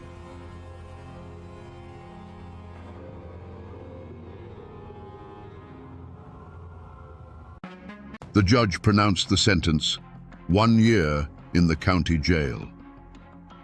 A dead silence fell over the packed Virginia courthouse. Then, the patriarch of the most powerful clan in these mountains, Floyd Allen, rose to his feet. His eyes blazed as he uttered the words that would become a signal for slaughter. "Gentlemen, I ain't a-goin'." A split second later, the courtroom exploded in a firestorm of bullets. When the gun smoke cleared, the judge, the sheriff, and the prosecutor lay dead. The newspapers called it an act of savage barbarism. But was it a cold-blooded ambush, or the last desperate stand of a man defending his honor? Today, we will try to find the truth behind the 90 seconds of hell that forever scarred these mountains. To understand the blood that was spilled, you first have to understand the world that was about to be lost. This was Hillsville, Virginia, at the dawn of the 20th century. Tucked deep in the Blue Ridge Mountains, this wasn't just a town, it was a fortress of tradition, a kingdom unto itself. Here, the hollows held the morning mist like secrets, and the rugged peaks stood as silent guardians against a world that was changing too fast. This was a land governed not by laws written on paper in some distant capital, but by the unwritten code of the mountains. The people here were cut from a different cloth. They were the descendants of Scottish-Irish settlers, a folk as hard and unyielding as the rock beneath their feet. They were fiercely independent, deeply suspicious of outsiders, especially the Flatlanders and their government. For them, the ultimate authority wasn't a judge or a sheriff, it was the family, the clan. Loyalty was the highest virtue, and honor was a currency more valuable than gold. An insult to one was an insult to all, and a man was expected to defend his name with a steady hand and a loaded gun. And in this world of shadow and stone, no clan cast a longer shadow than the Allens. They were the embodiment of the mountain spirit, powerful, proud, and absolutely uncompromising. They weren't just a family, they were a force of nature, with dozens of kin and supporters who looked to them for leadership, protection, and justice. When the Allens spoke, Carroll County listened. At their head stood the patriarch, 56-year-old Floyd Allen. Don't picture some simple farmer.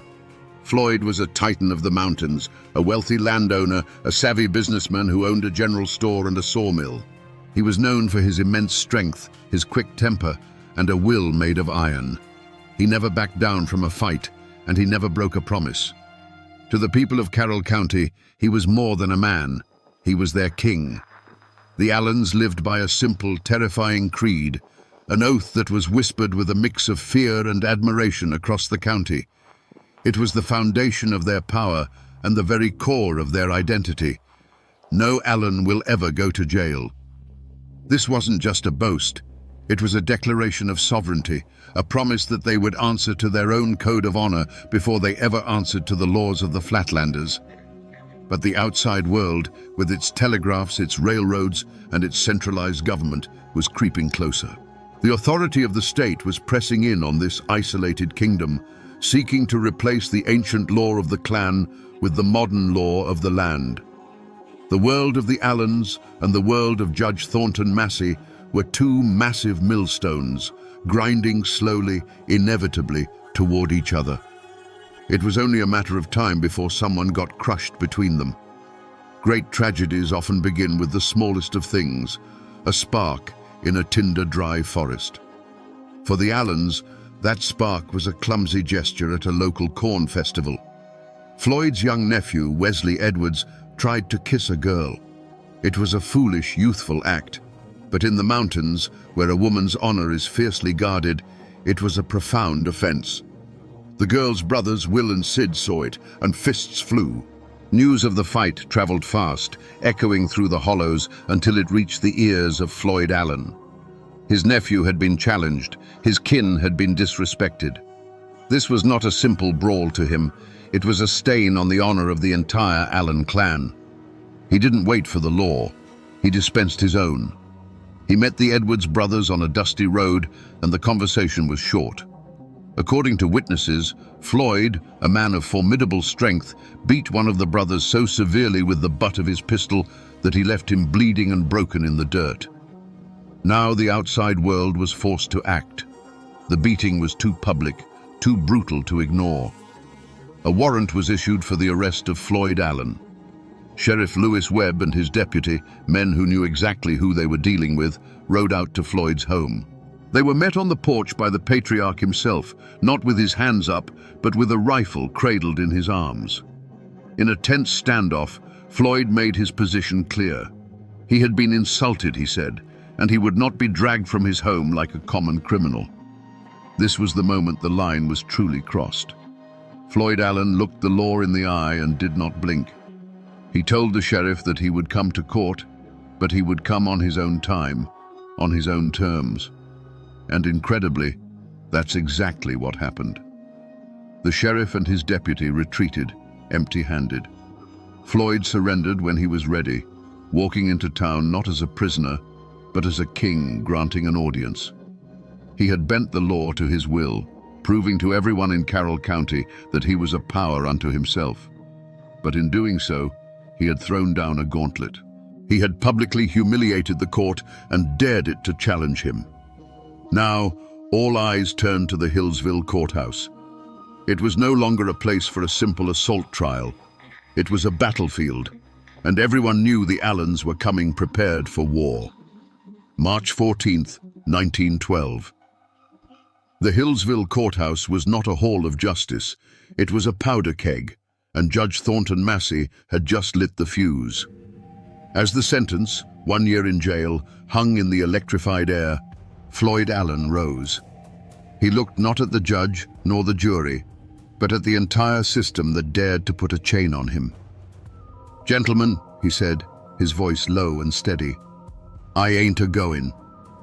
He turned to leave, a king dismissing his court. Sheriff Webb lunged forward to grab his arm, a single fatal motion that broke the spell. In that instant, a single sharp crack of a revolver split the silence. To this day, no one knows for sure who fired it. Was it Floyd? Was it his son Claude, leaping to his father's defense? Or was it a deputy trying to enforce the law? It no longer mattered. That first shot was a signal. It was the first drop of rain that unleashes a hurricane. The courtroom didn't just erupt, it detonated. From every corner of the room, revolvers and rifles appeared as if from thin air. The Allens and their supporters, strategically placed among the crowd, unleashed a devastating crossfire. For those trapped inside, it wasn't a gunfight, it was the end of the world. The air turned into a deafening thunderclap of noise, punctuated by the flash of muzzles and the high-pitched whine of ricochets. The solid wood of the benches and the judge's dais splintered, chewed to pieces by an invisible hail of lead. The men who represented the law were the first to fall. Judge Massey, who had just sealed Floyd's fate, sought cover behind his bench. A moment later, his gavel fell silent forever. Sheriff Webb, the man who had taken that fateful step forward, crumpled to the floor. His last act on this earth was to pull his own revolver and send a bullet tearing into Floyd Allen's thigh, a final defiant gesture of the law he served. Prosecutor William Foster fell nearby, and a juror, a farmer named Augustus Fowler, was trying to scramble for the door when his escape was cut tragically short. Panic turned the crowd into a human stampede. People screamed, clawing their way towards the doors, trampling one another in a desperate bid for survival. A thick, choking cloud of gunpowder smoke filled the room, turning the scene into a blind, suffocating hell. Witnesses said it felt like an eternity, but the storm of bullets lasted no more than 90 seconds. When the last echo of gunfire faded, a ringing silence descended. The smoke began to clear, revealing a tableau of silent horror. Dark, ugly pockmarks scarred the courthouse walls, 57 of them, each one a testament to the madness that had just passed. Through the haze, figures moved with purpose. Floyd Allen, wounded but alive, was lifted by his kinsmen and carried from the building. The Allen clan mounted their horses and vanished back into the mountains, leaving a blood-soaked courthouse and a nation in shock. When the last of the Allen clan galloped out of sight, a profound, ringing silence fell over the Hillsville courthouse. It was a silence heavier than any sound, broken only by the whimpers of the wounded and the terrified gasps of the survivors.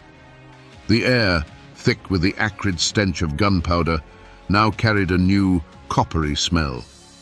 On the blood-soaked floorboards, the law of the Commonwealth of Virginia lay dead. The judge, the sheriff, the prosecutor, the very symbols of the state's authority, had been executed in their own sanctuary.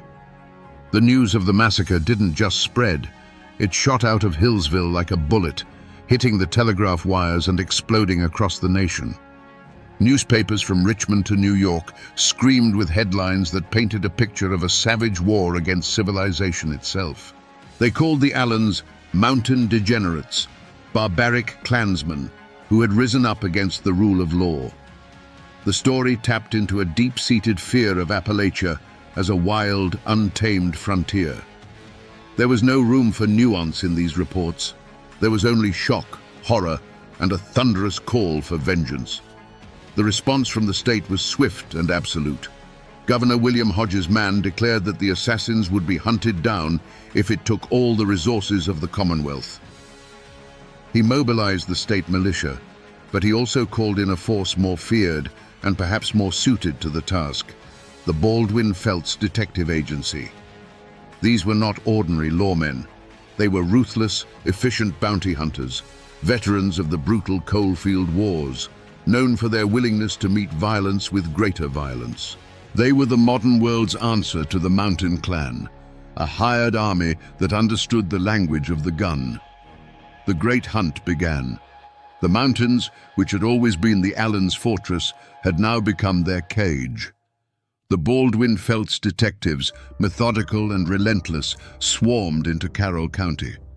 They brought with them the tools of the modern age, photographs of the wanted men, a network of informants, and the promise of a hefty reward that could turn a neighbor into a betrayer. They combed every hollow, searched every cabin, and squeezed the community with a grip of fear. For the Allens, there was nowhere left to run. One by one, the fugitives were captured or surrendered. The net tightened until finally, acting on a tip, detectives found their ultimate prize. Hiding in a lumberjack's shack, wounded and exhausted, were Floyd Allen and his son, Claude. The king of Carroll County, the man who swore he would never see the inside of a jail, was now in shackles. The wolf hunt was over. The wolves were caged, and now they would face the victor's justice. The trial of the Allen clan was never going to be held in Hillsville. The influence of their name was too strong, the memory of the massacre too raw. To ensure a conviction, the state moved the proceedings to the city of Wytheville. But this change of venue did more than just move the trial. It ripped the Allens out of their world and placed them in the heart of their enemies. It wasn't a trial, it was a reckoning. The courthouse was surrounded by armed militia. Reporters from across the country filled the press benches, eager to send back sensational stories of the Appalachian savages. The court of law had become a theater of vengeance, and the public demanded a bloody final act. In the center of this storm sat Floyd and Claude Allen. They were not the wild-eyed murderers the newspapers described. Witnesses from the trial remembered them as composed, stoic, and utterly unbowed. They sat like fallen kings, their faces carved from mountain stone, showing no fear and no remorse. They listened to the testimony against them with a quiet dignity that was, in its own way, a final act of defiance. They had lived by the code of the mountains, and they would not grovel before the code of the flatlanders, even with their lives hanging in the balance. The prosecution painted a picture of a cold, calculated conspiracy, an ambush designed to assassinate the law itself. Their lawyers argued that it was a spontaneous eruption of violence, a tragic misunderstanding that spiraled out of control. But in a courtroom filled with rage and grief, against the testimony of dozens of terrified survivors, their words were meaningless. The verdict was a foregone conclusion before the first witness was even called. The jury, drawn from a world that neither knew nor understood the Allens' way of life, deliberated for only a short time. The verdict came back: guilty. Guilty of murder in the first degree. The judge, his voice heavy with the weight of the state's authority, sentenced Floyd Allen and his son Claude to die. Not by the gun, the weapon of their world, but by the electric chair. A cold, scientific answer to the hot-blooded code of the mountains. The other clan members involved were handed sentences that would see them waste away for decades behind bars, their power broken, their families scattered. The sentence was met with applause in the courtroom and celebrated in newspaper headlines as a triumph for civilization. The law had been challenged, and the law had won. But back in the misty hollows of Carroll County, the whispers told a different story. To many, this wasn't justice. It was an execution carried out by a foreign power. The state had not just punished murderers, it had made an example of men who dared to live by their own rules. And so the question that hangs over this story remains, even a century later. Was it justice that was delivered in that Wytheville courtroom? Or was it simply the final brutal act of a war between two worlds, where the victor got to write the law and call it by whatever name they chose? The years have passed, and the gun smoke over Hillsville has long since cleared, but the echo of those shots has never truly faded. On March 28, 1913, Floyd Allen walked to the electric chair. As they strapped him in, he looked at the witnesses and spoke his own epitaph, words as hard and unyielding as the man himself. "Gentlemen, I'm dying like a man. I'll get there before you do." Minutes later, his son Claude sat in the same chair, meeting his end with the same mountain stoicism. The state had its final victory. But the Allen story didn't end there. Floyd's brother, Sidner, became a legend of survival. Riddled with 11 bullets during the shootout, he not only lived, but escaped, hiding in the mountains for months. When he was finally caught, he was sentenced to 35 years in prison, but he outlasted the outrage. He was eventually pardoned, a man who stared death in the face and walked away. The other clan members served their long sentences, returning to a world that had moved on, forever branded by those 90 seconds of violence. If you go to Hillsville today, you won't see the original courthouse. It was torn down decades ago, but for years its replacement stood on the same ground, and the old-timers would tell you that the spirit of that day lingered. They said that for a long time you could still trace the bullet holes in the old building's walls, silent mouths speaking of the chaos. The graves of Floyd and Claude Allen can still be found in a family cemetery. Their stones a quiet, somber testament to the clan's vow. They are not just graves, they are a landmark, a place where the past feels close enough to touch. The rest of the world has largely forgotten the Carroll County Courthouse massacre. It's become a dusty footnote in the history books. But here, in these mountains, it is not forgotten. It has seeped into the soil and become folklore. The story is told not as history, but as a cautionary tale about pride, honor, and the terrible price of defiance. The Allen name still echoes through these hollows, a name that for some means murder and mayhem, but for others, still whispers of a fallen king who dared to stand against the world and kept his promise that he would never, ever go to jail. The mountains remember. So we come back to the question that hung in the gunsmoke of that Virginia courthouse. Were the Allens cold-blooded killers who planned a massacre from the start? Or were they defenders of an ancient code, pushed to a final desperate act? The truth, like most things in these mountains, is not so simple.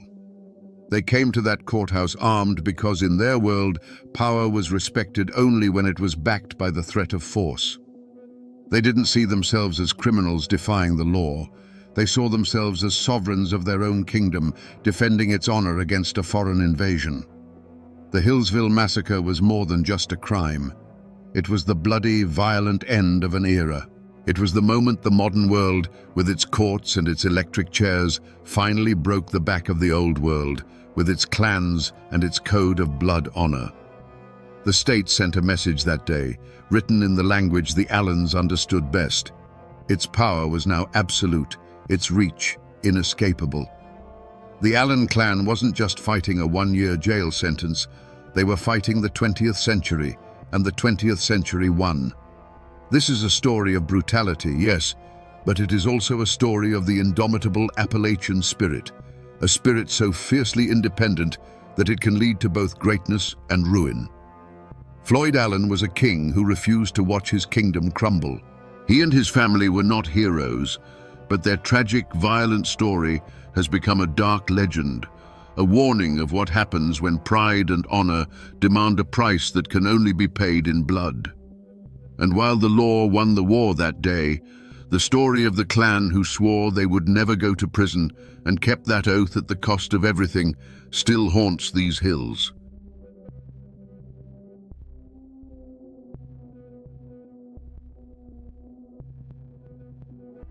Right here, this quiet clearing along the Tug Fork in Pike County, Kentucky. It doesn't look like much now, just some scattered foundation stones and a cold, lonely chimney swallowed by the woods. But if you stand here at dusk, when the fog rolls up from the river, you can almost feel the chill of a history that refuses to be buried. Here, where all you hear is the wind in the pines, more than a century ago, the silence was shattered by fire and gunfire.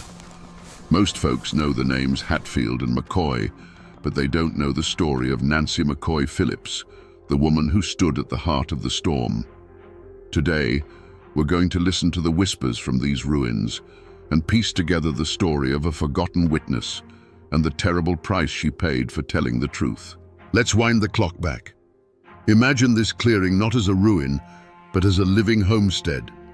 See the log cabin, smoke curling from that same stone chimney, the scent of wood smoke and baking bread hanging in the air. This was the world of Nancy McCoy, born into a valley that was both a sanctuary and a prison. The Tug Fork River, just down the hill, wasn't just a landmark. It was a border. On this side, Kentucky, you were McCoy. On the other, West Virginia, you were Hatfield. And for Nancy, that border was a line drawn in her father's blood. She was the daughter of Asa Harmon McCoy, a Union soldier murdered by Hatfield sympathizers when he returned from the war. She grew up in the shadow of that unresolved killing, in a home where the name Hatfield was spoken like a curse. Her world was one of hard work and fierce loyalty, a place where a family's honor was its most valuable possession. Life was governed by the seasons, the rifle, and the Bible, but beneath it all ran a current of simmering hatred for the clan across the river. The McCoys, led by the grim patriarch Randolph, were a proud but struggling family. They scraped a living from the rocky soil, their lives intertwined with their neighbors through marriage, church, and shared hardship. They were a tight-knit clan, bound together by the knowledge that survival in these mountains depended on sticking with your own blood. To betray that trust was the greatest sin imaginable. Across the water, the Hatfields were a different power altogether. Led by the charismatic and intimidating William Anderson "Devil Anse" Hatfield, they were more prosperous, politically connected, and masters of the timber trade. They saw the McCoys as provincial and resentful. To them, loyalty was also paramount, and they answered any perceived slight with overwhelming force. They lived by their own law, a law enforced by Devil Anse and his formidable sons. This was Nancy's world, two powerful families staring at each other across a narrow river, each nursing grievances that festered year after year. It was a place of barn dances and church socials, but also of whispered threats and loaded guns propped by the door. It was a world waiting for a match to be struck, and Nancy McCoy, a girl defined by a Hatfield killing, was about to become that match. To understand how deep this story cuts, you have to look past the legends and get down to the hard facts. And sometimes, the most shocking facts are written on a simple piece of paper. In the Pike County Courthouse archives, buried in a dusty ledger, you'll find this: a marriage bond dated May the 14th, 1881. The names on it are clear, written in the elegant script of the time: John C. Hatfield and Nancy McCoy. This isn't just a historical document, it's a confession. It's a declaration of defiance. In the world of the Tug Valley, putting those two names together on an official record was like striking a match in a room full of dynamite. This paper marks the exact moment a McCoy daughter willingly crossed the river and gave herself to the son of her family's greatest enemy. And look at the groom's name: John C. Hatfield. This wasn't just any Hatfield. This was Devil Anse's handsome, silver-tongued son, a man already infamous for breaking the heart of Nancy's cousin, Rosanna McCoy, in a tragic affair that left Rosanna an outcast. This piece of paper tells us that Nancy walked into this union with her eyes wide open. It begs the question that still haunts this valley. What could possibly drive a woman whose father was killed by her new husband's kin to sign away her name, her family, and her future? That marriage bond wasn't a peace treaty. It was a declaration of war on Nancy's own family. You have to understand the power John C. Hatfield held. He was handsome, charming, and wild, the prodigal son of the most powerful man in the valley. For a young woman like Nancy, who had known nothing but hardship and the grim shadow of her father's murder, John C. might have looked like an escape. He represented a world with more money, more freedom, and perhaps a life beyond the endless cycle of McCoy grief.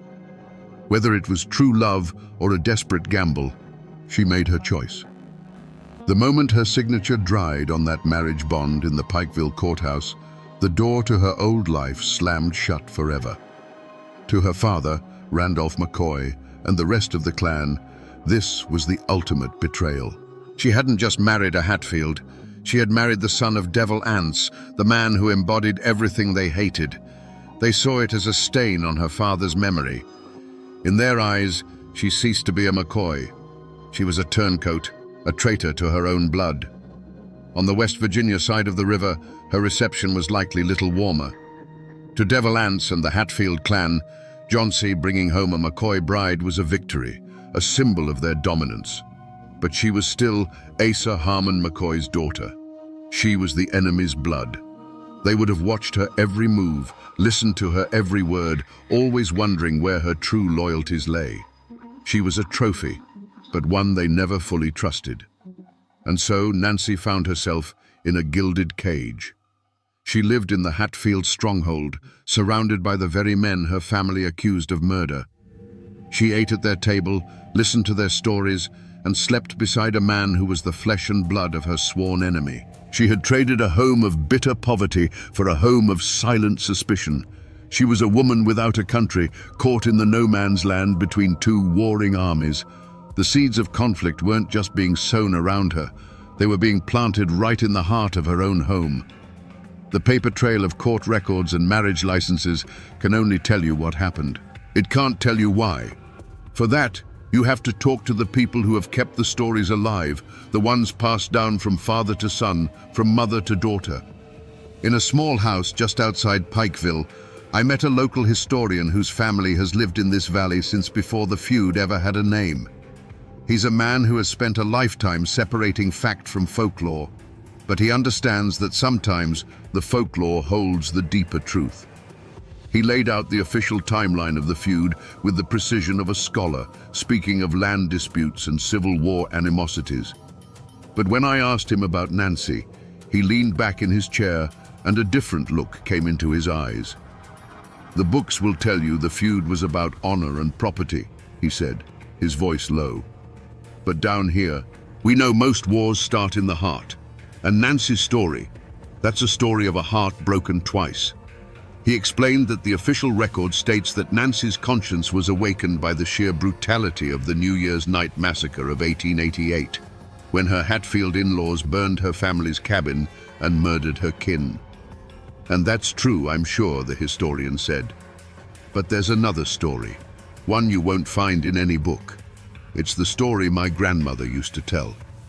According to the whispers passed down through his family, Nancy's testimony wasn't just an act of justice, it was an act of revenge. John C. Hatfield, for all his charm, was a notorious philanderer. The story goes that by 1888, he had already begun casting Nancy aside for other women, openly humiliating the wife who had sacrificed everything for him. She was left alone for weeks at a time, a McCoy outcast living in a Hatfield house, serving a husband who no longer wanted her. In that context, the New Year's massacre wasn't just an attack on her family.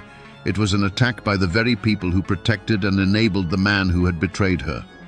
Her choice to testify was no longer just about loyalty to her murdered cousins.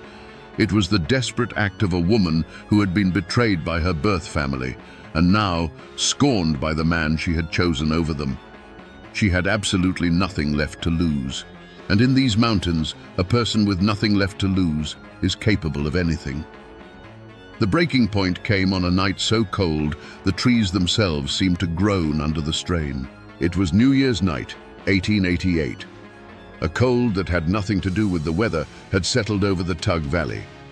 Warrants were out for Devil Anse and his sons for the execution of the 3 McCoy boys years earlier. The law was closing in, and the Hatfields decided on a final, terrible solution. Wipe out Randolph McCoy and his family, and cut the head off the snake for good. Under a black, moonless sky, a posse of Hatfields, led by the merciless Jim Vance and Cap Hatfield, crossed the frozen mud of the Tug Fork. They moved like ghosts through the Kentucky woods, their faces grim, their intent absolute. They weren't there for a fight. They were there for an extermination. They surrounded Randolph McCoy's small cabin, the same cabin Nancy had grown up in, and waited. The family was inside, asleep, unaware that their world was about to end. The first sign of trouble wasn't a gunshot, but a flicker of orange against a window pane. The Hatfields had set the home ablaze. The family awoke to a nightmare of smoke and heat, the crackle of burning timbers their death knell. Randolph knew what was happening. He grabbed his rifle. The choice was stark: burn to death or face the guns waiting outside. He yelled for his family to run for their lives. As the cabin door burst open, the night erupted. Alifair McCoy, one of Nancy's cousins, ran from the inferno, her hands raised, pleading for her life. A shot cracked in the frozen air, and she fell silent on the frozen ground. Her brother Calvin, trying to provide cover fire, was cut down in a hail of bullets. Their mother, Sarah, rushed to her daughter's side and was met not with a bullet, but with something worse. She was beaten mercilessly with a rifle butt, the sound of the blows echoing in the night, a brutal punctuation to the slaughter. Old Randolph himself, by some miracle, slipped away into the darkness, a hunted animal, leaving behind the ruins of his home and the bodies of his children. Back in West Virginia, in a lonely cabin, Nancy McCoy Hatfield waited. Perhaps her husband Johnsy was out with the raiders, or perhaps he was simply gone, chasing another woman as the family story suggests. Either way, she heard them when they returned. She would have seen the feverish excitement in their eyes, smelled the acrid scent of gunpowder and wood smoke that clung to their clothes. She would have heard the boasts, the grim accounting of the night's work. In that moment, everything broke inside her. The slow poison of Johnson's infidelity fused with the fresh, raw agony of her family's murder. The men who had just butchered her kin were her husband's family, the clan she had sacrificed her own blood for. The betrayal was absolute, coming from both the man she had married and the family she had joined. The love, the hope, the desperation that had driven her across the river, it all burned away, leaving behind only a cold, hard core of resolve. There was no going back now. The war was no longer between Hatfield and McCoy.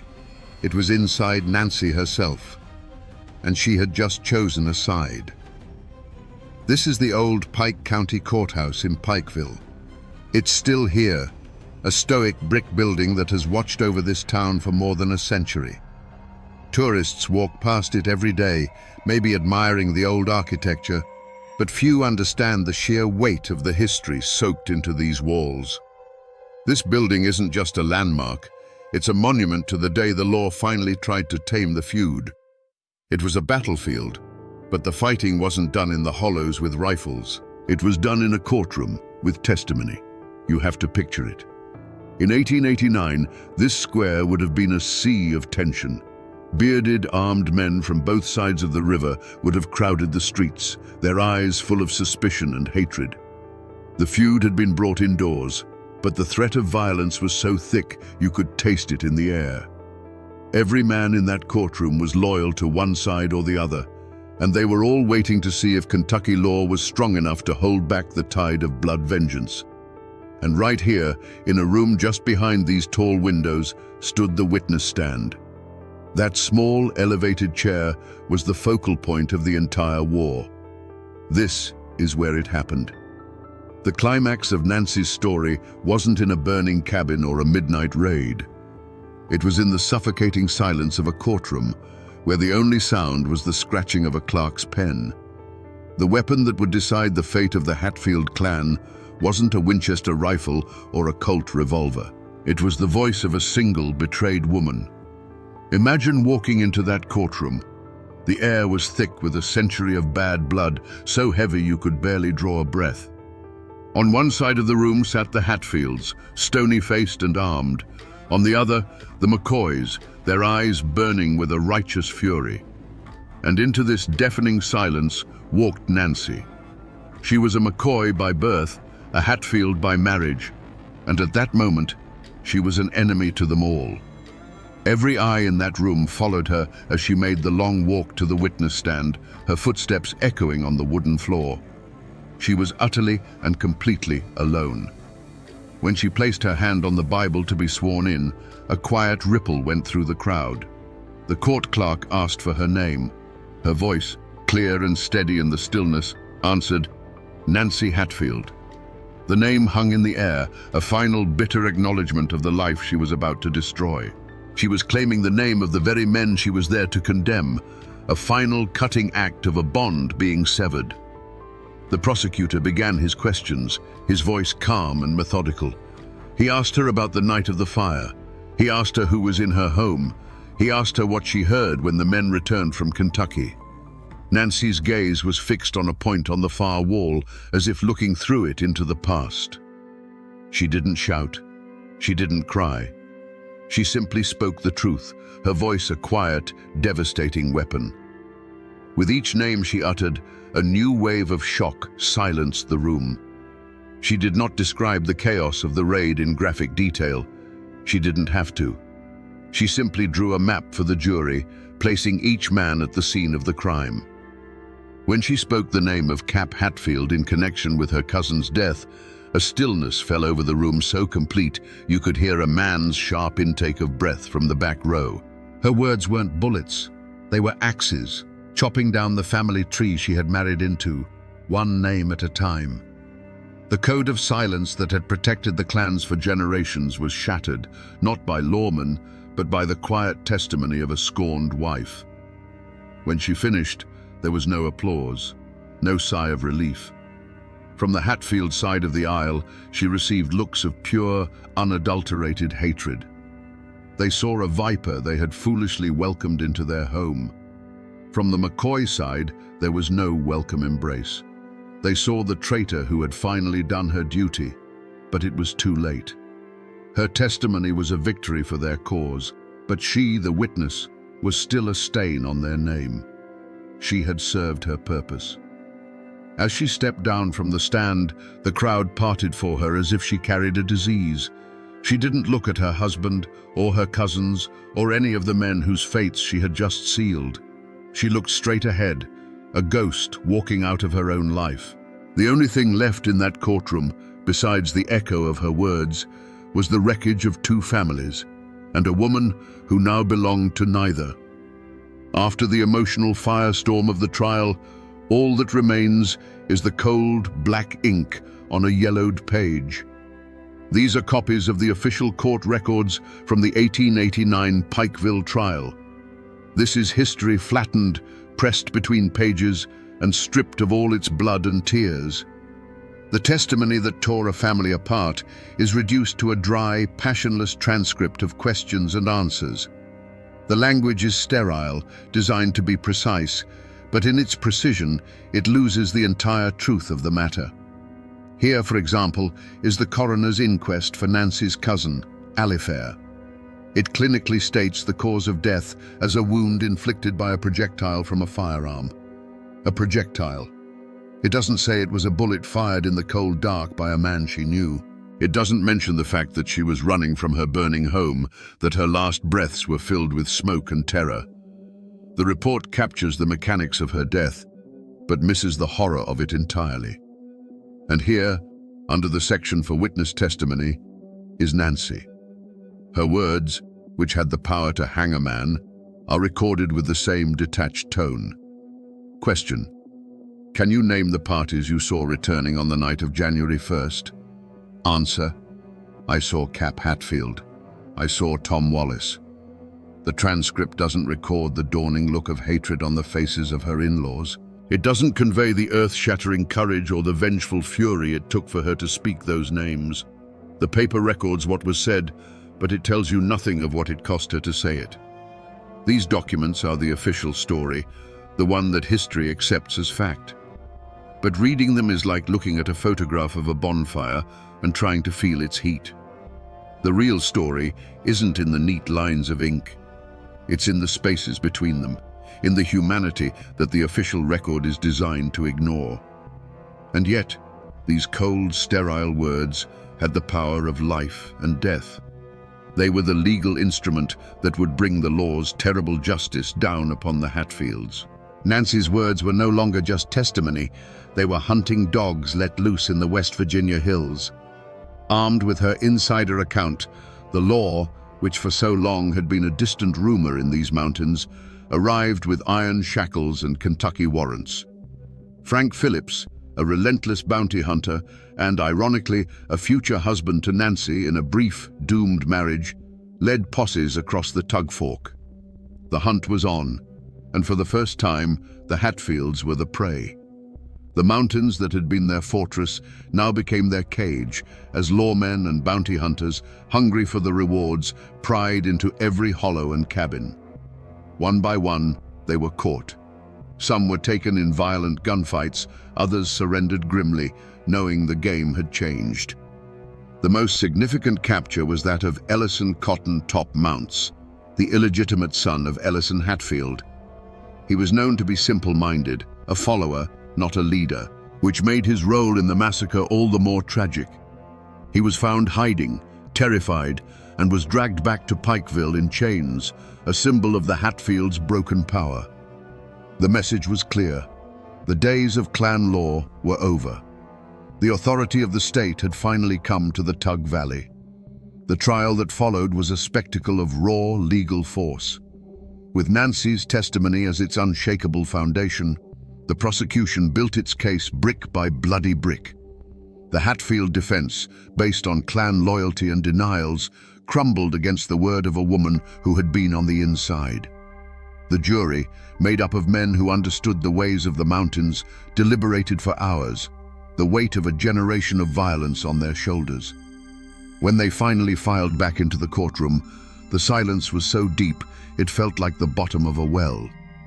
The foreman stood, a simple farmer holding a piece of paper that would end a war. He refused to look at the Hatfield side of the room as he read the verdicts. Guilty. The words struck like a hammer again and again for 8 of the defendants. Guilty of arson, guilty of murder, life in prison for most, a sentence that would see them die far from the mountains they called home. But for Cotton Topmounts, the jury and the judge reserved a different fate. Based on Nancy's testimony and other evidence that placed him as a key aggressor, the verdict was absolute. The judge's voice was cold and steady as he sentenced him to be hanged by the neck until dead. A wave of shock and fury rippled through the Hatfield benches, while a grim, quiet satisfaction settled over the McCoys. It was done. Nancy's words, spoken in that quiet room, had been forged by the law into a noose. The feud would now have its only official, state-sanctioned death. The cycle of vengeance was finally, brutally, being broken by a force greater than any clan. To see the end of this story, you have to come to the graveyards. Here in Sarah Ann, West Virginia, is the Hatfield family cemetery. At its head stands a life-sized marble statue of Devil Anse, looking out over the hills he once ruled. He died a free man in his own bed, and his grave is a landmark. Over in Pikeville, Kentucky, you can find the grave of Randolph McCoy, a proud monument to the patriarch who lost so much. The powerful men, the leaders of the clans, are remembered in stone. But what about Nancy? To find her, you have to search. There is no statue, no grand headstone. After the trial, she was cast out, a ghost in her own life. She married Frank Phillips, the bounty hunter, but it didn't last. She was a woman who belonged nowhere, and her final years were a slow fade into poverty and sickness. She died of consumption around 1901, alone. Her grave is the final, heartbreaking testament to her life. For decades, it was believed to be unmarked, lost to the weeds and the passage of time, a silent patch of earth for the woman whose voice had once shaken these mountains. A simple modern stone marks the supposed spot now, placed there by descendants long after the fact, but it only highlights the century of anonymity she endured.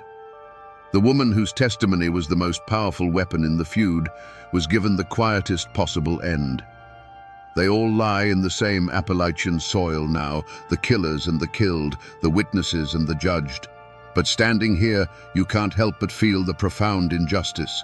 The men who drove the war are immortalized, while the woman who brought the justice was erased. The law's final word came on a cold February morning in 1890. A public gallows had been built in Pikeville, a grim new landmark for a town that had seen enough death. A crowd gathered, their faces a mixture of morbid curiosity and grim satisfaction. This wasn't a mountain killing in the dead of night. This was justice, performed in the open for all to see. Ellison Cotton Topmounts was led to the scaffold. He was the scapegoat, the symbol, the price the Hatfields would pay in blood for the New Year's massacre. The trapdoor fell, and in that instant, the feud, as an open war, came to an end. For the other convicted Hatfields, their fate was a different kind of death. They were shackled and put on a train, sent away from the mountains to a state penitentiary in Frankfort. For men who had only known the freedom of the hollows, a stone cell was a fate worse than the gallows. They would grow old and die looking at brick walls, their names becoming cautionary tales whispered back home. And what of Nancy? She had won. She had brought the law down on the men who murdered her family. But victory felt like ashes in her mouth. Her husband, John C. Hatfield, humiliated and enraged, turned his back on her for good. He cast her aside without a second thought, and soon found a new, younger bride, continuing his life as if Nancy had never existed. To the Hatfields, she was no longer just a McCoy. She was Judas, and her life wasn't worth a spent shotgun shell on their side of the river. The McCoys, though they had used her testimony, kept their distance. She was still the woman who had laid with the enemy, a living reminder of a betrayal they could not forget. She was utterly alone, an outcast in the only place she had ever called home. She drifted, a woman haunted by what she had seen and what she had done. The feud's fire had been put out, but she was standing in the smoldering ruins, and the ground was still hot to the touch. Her life became a long, slow walk toward the unmarked grave that was waiting for her, a final chapter of poverty and sickness. The long shadow of the feud had fallen, and for Nancy, there was no place left to find the sun. Even today, more than a century after the last shot was fired, the story of Nancy McCoy is not a settled matter. In the diners and post offices of Pike and Mingo counties, her name can still change the temperature of a room. Was she a courageous witness who stood for the rule of law, or was she a scorned woman who weaponized the courts for personal revenge? The answer, it seems, depends entirely on who you ask. If you talk to those who hold the McCoy version of history, they will tell you she was a hero. In their eyes, she was a woman whose conscience was awakened by an act of pure evil. They see her testimony as an incredible act of bravery, a moment when a person chose moral justice over the ironclad and often toxic loyalty of the clan. To them, Nancy is the tragic figure who, despite her own terrible choices, found the strength to break the cycle of violence and stand for what was right, even though it cost her everything she had. But you cross the river into West Virginia, into the old Hatfield territory, and you will hear a very different story. They'll tell you that Nancy's testimony had little to do with justice and everything to do with vengeance. They'll remind you that John C. Hatfield was a handsome devil who never stayed with one woman for long, and that he had already cast Nancy aside. In this version, the trial was not about avenging her murdered cousins. It was about destroying the family of the man who had publicly humiliated her. She was a woman scorned, and her fury reshaped the course of the feud. So, what is the real truth? Was she a righteous witness or a vengeful wife? The honest answer is that we will never know. The heart is a complex and mysterious place, with enough room for both a thirst for justice and a desire for revenge. Perhaps her decision was born of both. Her outrage at the murder of her kin could have been the spark, and the cold reality of her husband's betrayal the fuel that turned it into an inferno.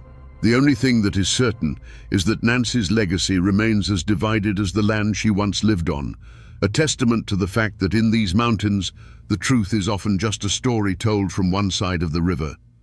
In these old mountains, the hard edges of history get worn smooth by time until a person's life becomes a story, and a story becomes a legend. Nancy McCoy Phillips, the historical woman, is gone, but her ghost, in more ways than one, still haunts this valley. The official records in the courthouse tell one version of her life, but the real story, the one that lives on, is the one whispered around firesides and on dark porches. It's a haint tale, a cautionary story about the price of crossing lines that were never meant to be crossed. They say that on cold nights, when the mist rises off the tug fork so thick you can't see the other side, you can sometimes see a figure wandering the Kentucky bank near the spot where Randolph McCoy's cabin burned to the ground. It's the spirit of a woman, they say, not angry or vengeful, but filled with a sorrow so deep it chills the air around her. She is forever searching, looking for the family that disowned her and the home that cast her out. They say it's the ghost of Nancy, a woman who belonged nowhere in life, and so belongs nowhere in death, forever trapped between the two worlds she tried to straddle. This is how the mountains remember. The community took the unbearable facts of her life, betrayed by her husband, ostracized by her own blood, dead of sickness and poverty, and wove them into something timeless. Her story was merged with her cousin Rosanna's, creating a powerful local myth, the curse of the tug fork. It became a warning, a piece of folklore passed down to young women for generations. The river itself, they say, demands blood loyalty. To cross it for love of an enemy is to invite a broken heart, a lonely death, and a restless spirit. The woman named Nancy is gone, but her legend became a part of the landscape itself, a permanent shadow on the water's edge. So, here we are again, back at this cold chimney and these scattered stones along the Tug Fork. But it's different now, isn't it? When we started, this was just a quiet, forgotten place. Now, we can almost see the ghosts. These aren't just ruins anymore. They are a witness stand. This silent clearing is the courtroom where an entire way of life was judged and condemned, all because one woman decided to speak. The story of Nancy McCoy Phillips is a brutal lesson in the cost of truth. She was a woman who made a choice for love, and then another for justice, and was ultimately destroyed by both. Her life is a chilling reminder that in a war of families, the deepest wounds aren't always from bullets. They come from betrayal, and the loneliest place in the world is to be caught in the no man's land between two sides who both see you as the enemy. So the next time you drive down a lonely country road and see a single chimney standing sentinel in a field where a house used to be, stop for a moment. Remember that it's not just a pile of stones. It's a library filled with stories of love and loss and the impossible choices that define a human life. We just have to be willing to listen to the whispers they leave behind. The people are gone. The houses are gone. But the story remains. Imagine this for a moment. A 10-year-old boy and his 7-year-old sister, barefoot and bleeding, crashing through the Appalachian wilderness. In the boy's arms is a crying infant. They are the only thing left of their family. Behind them, in the chilling silence that always follows the screams, lies the ruin of their home and the bodies of their father and their 7 brothers. How does a family get wiped from the face of the earth in a single afternoon, leaving only children to tell the tale? The history books call it the Hannon family massacre, just another bloody footnote in the story of the American frontier. But that simple label hides a far darker and more complex truth. It hides the story of a forgotten war, of a visionary warrior fighting for his people's survival, and of a clash of worlds so violent it left ghosts that are said to haunt these mountains to this very day. Today, we journey back to that brutal summer of 1776 to find out what really happened on the day hell descended into a quiet mountain hollow. Before the screams, there was the quiet rhythm of a life being carved out of the wilderness. William Hannon's homestead was little more than a notch in the vast green cloak of the North Carolina mountains. A log cabin, sturdy and rough-hewn, stood in a small clearing, a testament to endless hours of labor. Around it, a field of corn and beans fought a daily battle against the encroaching forest. This was the frontier in 1776, not a place of grand adventure, but of grueling, back-breaking work from sunup to sundown. The forest was both a provider and a threat. It gave them timber for their home, game for their table, and cool water from its creeks. But it also held its secrets in a deep, watchful silence. William Hannon was a man defined by that silence. A widower, he was the sole guardian of 10 children, a responsibility that would have crushed a lesser man. His 5 eldest sons were already turning into men themselves, their hands calloused from the axe and the plow. They worked beside their father in the fields, their shared sweat watering the very ground they hoped to one day call their own. They weren't invaders in their own minds. They were builders, planters, men chasing the simple, universal dream of leaving something behind for their children. Inside the cabin, life was a hum of smaller chores. 10-year-old Edwin was already learning the weight of responsibility, while his 7-year-old sister Winnie was more mother than child to the 2 toddlers and the new baby, Elizabeth. Their world was small, bounded by the edge of the woods and the arc of the sun. Their joys were simple: a cool drink of water after a hot day's work, the rare taste of wild honey, the stories told by the firelight as the mountains outside grew dark and quiet. It was a hard life, but it was their life, whole and unbroken. But the year was 1776, and while men in Philadelphia were debating the birth of a new nation, the world these settlers knew was on the verge of a violent, bloody death. The winds of revolution that blew through the cities reached the mountains as distorted whispers, rumors carried by traders and traveling preachers. They spoke of war with the British, of independence, of freedom, words that felt distant and abstract in a place where survival was the only law that mattered. The more immediate danger had a name that was beginning to be spoken with a mix of fear and reluctant respect: Dragging Canoe. He was the leader of the Chickamauga Cherokee, a man who refused to bow to the white tide. Whispers said he had sworn a blood oath to drive the settlers from his ancestral lands. The Hannon family, in their quiet hollow, knew of these rumors. Every snap of a twig in the forest, every unfamiliar shadow at dusk, was a reminder that their small patch of cleared land was an island in an ocean of ancient history they did not understand. They were living on borrowed time, and they had no idea the debt was about to be called due. The Hannons had no quarrel with their immediate neighbors. On the frontier, you relied on the folks in the next valley over.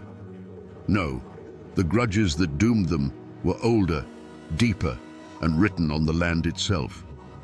William Hannon and his family were living on the edge of a wound that had been festering for decades. Each treaty signed by distant chiefs, each parcel of land ceded under pressure, was another drop of poison in the well. To the Cherokee, the settlers' cabins weren't homes. They were markers of a slow, creeping death to their way of life. The architect of this simmering rage was Dragging Canoe. He was a man who saw the future in the tired eyes of the old chiefs who kept giving away land, hoping for a peace that never came. At a treaty meeting, as yet another swath of ancestral hunting ground was signed over, he pointed to the land and spoke words that would become a prophecy written in blood. "You have bought a beautiful land," he told the settlers, "but I am afraid that you will find its settlement dark and bloody." He saw no compromise, only oblivion. Dragging Canoe and his followers, the Chickamauga, were not just a band of renegades. They were the hardened soul of the Cherokee resistance. They saw the American Revolution not as a fight for freedom, but as a chaotic opportunity. British agents, eager to sow terror on the colonial frontier, fanned the flames of their fury.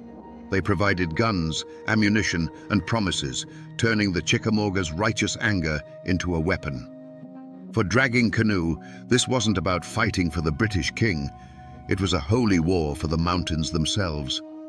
This web of intrigue and old hatreds created an atmosphere thick with paranoia. In the scattered settlements, rumors spread like wildfire. A hunter would report seeing unfamiliar tracks by the creek. A trader would bring news of Chickamauga war parties gathering in the hidden valleys. Whispers turned to warnings, and warnings turned to cold, hard fear. The Hannon family, like every other settler, would have felt it.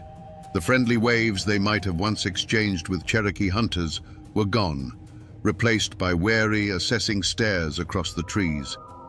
The air itself had changed. It was no longer just the quiet of the mountains. It was the tense, listening silence before a storm. The point of no return wasn't a shouted argument or a line drawn in the dirt. It was a silent decision made in the deep shadows of the forest. It was the moment a Chickamauga war party, their faces painted in the colors of vengeance, began to move with purpose toward the smell of wood smoke from the Hannon cabin. For them, this wasn't murder. It was surgery. It was cutting out a cancer that was killing their world, one small homestead at a time. Every snapped twig under their moccasins was a drumbeat of inevitability. On the other side of that thin veil of trees, life continued in blissful ignorance. It was a hot, heavy summer afternoon. William Hannon and his 5 oldest boys were in the field, likely bent over their work, their backs slick with sweat. The rhythmic thud of a hoe against the earth, the drone of insects in the thick air, these were the sounds of their world. Their rifles, the essential tools of frontier survival, were likely propped against a stump at the edge of the clearing. In the quiet rhythm of their labor, the danger that had been a whisper for months had faded to a dull background hum. This was the fatal miscalculation of the frontier, the belief that because the morning was peaceful, the afternoon would be too.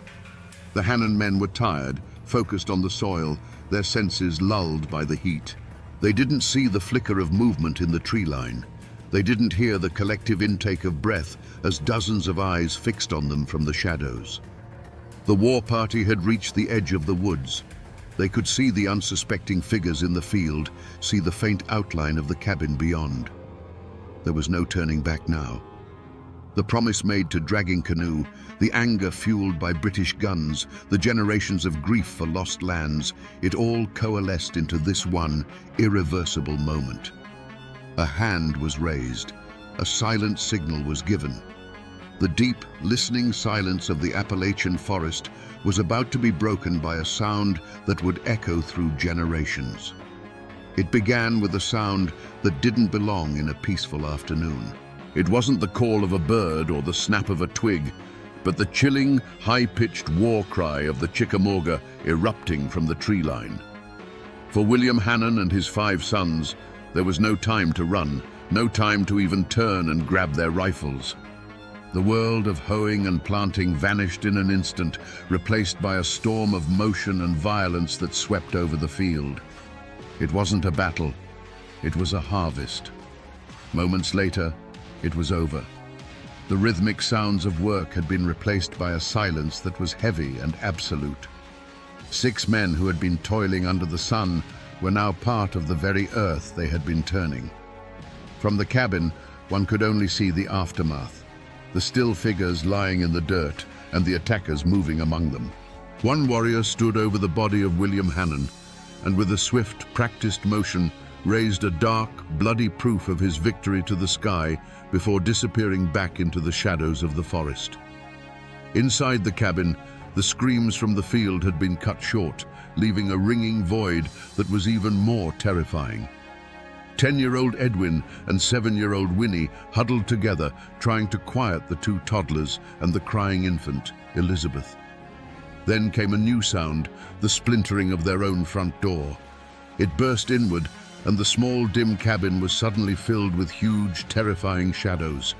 The air grew thick with the scent of sweat, rage, and something metallic that the children didn't understand. The warriors' eyes, accustomed to the dim light of the forest, scanned the cabin. They saw the children. In the merciless logic of a war for survival, these were not children. They were the seeds of their enemy, seeds that could not be allowed to grow. One of the warriors moved toward the 3-year-old boy, who was crying in terror. There was a small, sharp scream, followed by a sickeningly dull thud against the log wall, and then silence. The newborn, Elizabeth, began to wail, her infant cries filling the cabin. Another warrior moved toward her. But in that moment, in that bloody, chaotic frenzy, something happened. Perhaps the warriors were spooked by a sound. Perhaps they believed their work was done and were eager to leave. For one critical second, their attention was diverted. It was all the time the universe would give. It wasn't a thought, but a pure animal instinct that moved 10-year-old Edwin. As the warrior turned away, the boy lunged, scooping the screaming infant from her cradle. He grabbed Winnie's hand, pulling her with a force she didn't know he possessed. He didn't look back at the small, still form of his little brother. He didn't look at anything but the gaping hole where the door used to be. They slipped out of the cabin like 2 small ghosts, leaving their own grave. Barefoot, with a screaming baby in their arms, they ran. They didn't run toward the fields where their father lay. They ran for the one place that had always seemed so dark and threatening, the only place that now offered salvation, the deep, silent woods. They plunged into the shadows, the thorny branches tearing at their skin, running from the silence that had just fallen over their home, a silence now more terrifying than any scream. For what felt like an eternity, Edwin and Winnie ran, fueled by a terror that numbed the pain of thorns and sharp rocks under their bare feet. The only reality was the weight of the baby in Edwin's arms and the desperate, ragged sound of their own breathing.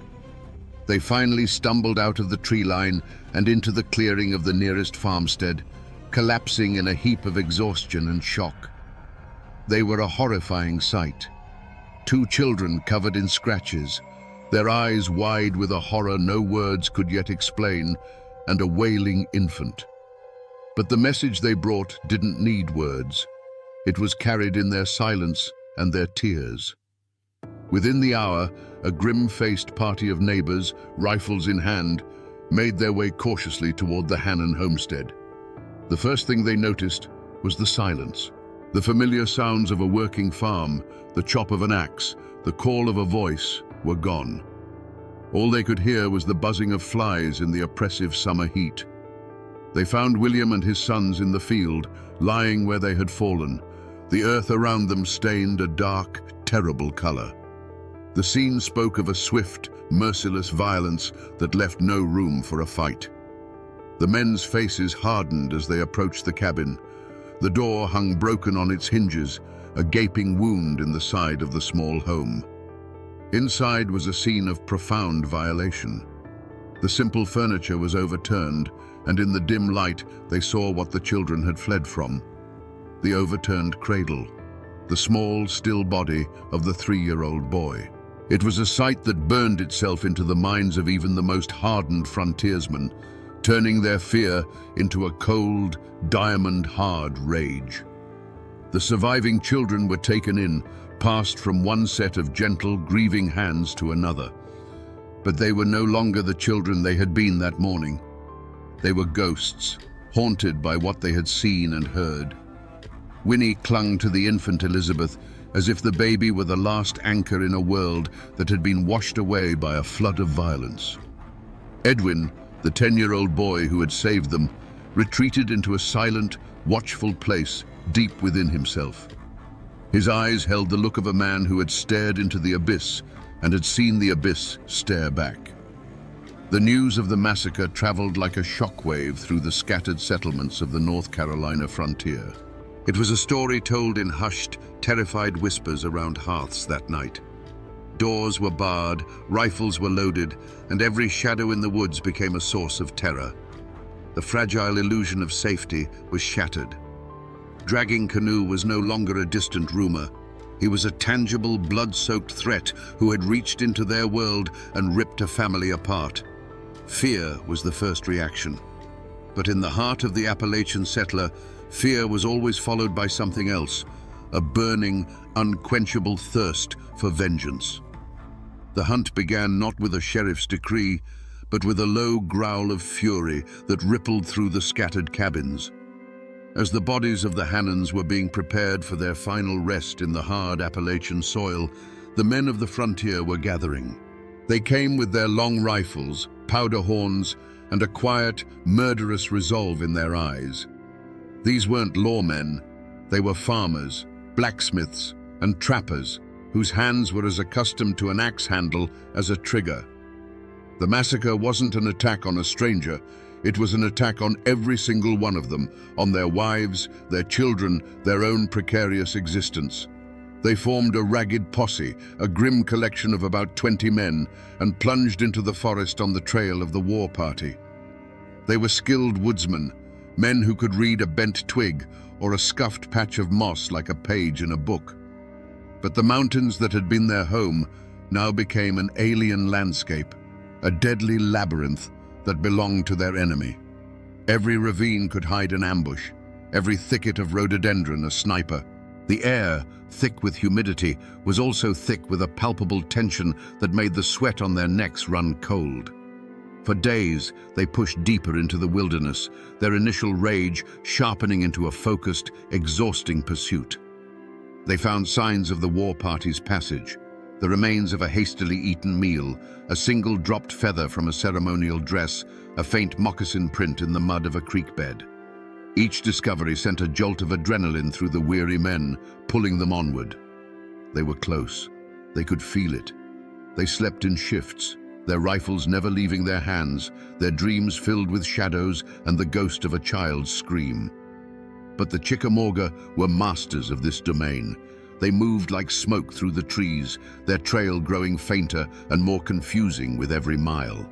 The posse would follow a clear path for hours, only to have it vanish completely on a rocky ridge, as if the warriors had simply been lifted into the sky. The mountains were helping their own. The forest that had provided the Hannans with life was now actively shielding their killers, swallowing them into its vast green depths. The moment of capture never came. After a week of relentless pursuit, the posse stood on a high bluff, looking out over an endless expanse of ridges and valleys. They were gaunt, their supplies were dwindling, and their tracks were the only ones they had seen for 2 days. The grim truth settled upon them like a shroud. The war party had dissolved back into the wilderness, swallowed by a network of hidden paths and sympathetic villages they could never hope to find. There was no fierce firefight, no exhausted surrender. There was only the cold, bitter realization that the men they were hunting were gone.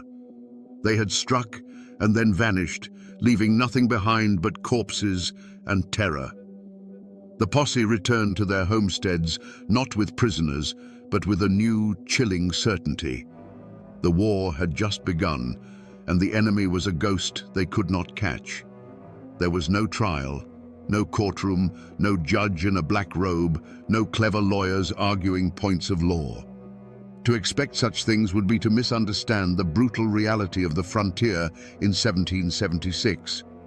The courthouses of the new nation were far away, beyond the mountains, and their laws felt as distant and irrelevant as the king across the sea. The men who killed the Hannans were never arrested, never identified, never brought before a jury of their peers. They were simply phantoms who had emerged from the forest and returned to it. The only verdict delivered was the one declared in the hearts of the settlers. The war party that had attacked the Hannans was, in their eyes, guilty beyond any doubt. The evidence was not in testimony, but in the freshly turned earth of 9 graves on a hillside. The sentence was not imprisonment, but death. Death not just to the specific warriors who had wielded the hatchets, but to the entire idea of a shared land. The massacre became a justification, a rallying cry that hardened hearts and erased any lingering thoughts of peaceful coexistence. In the place of a formal trial, there was a trial by rumor and fire. The name of Dragging Canoe became a curse, a name synonymous with savagery and evil. Any Cherokee, whether they followed Dragging Canoe or the peace-seeking chiefs, was now viewed with suspicion and hatred. The act of a single war party was laid at the feet of an entire people. This was the justice of the mountains, swift, absolute, and unforgiving. It wasn't about finding individual culprits, it was about identifying an enemy. The lack of a formal verdict was, in its own way, the most damning verdict of all. It signified that the Hannan family lived and died in a place where the rule of law had not yet taken root. Their lives were governed by a more ancient and brutal code, the code of survival and retribution. The failure of the posse to capture the killers meant there would be no clean resolution, no moment of state-sanctioned justice to close the wound. Instead, the wound was left to fester. It fueled a cycle of retaliatory raids and counter-raids that would stain the Appalachian soil with blood for another 2 decades. A brutal, undeclared war where every man was his own judge, jury, and executioner. What became of the children who ran from a cabin of ghosts? They survived, but they never truly escaped that summer afternoon. They grew up in the shadow of that day, carrying a silence that others could not understand.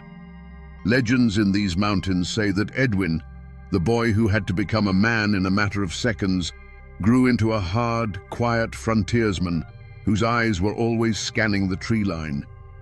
He was a man forever at war with the memory of what he had lost. Winnie and Elizabeth, the sister and the infant she helped save, grew to become wives and mothers themselves.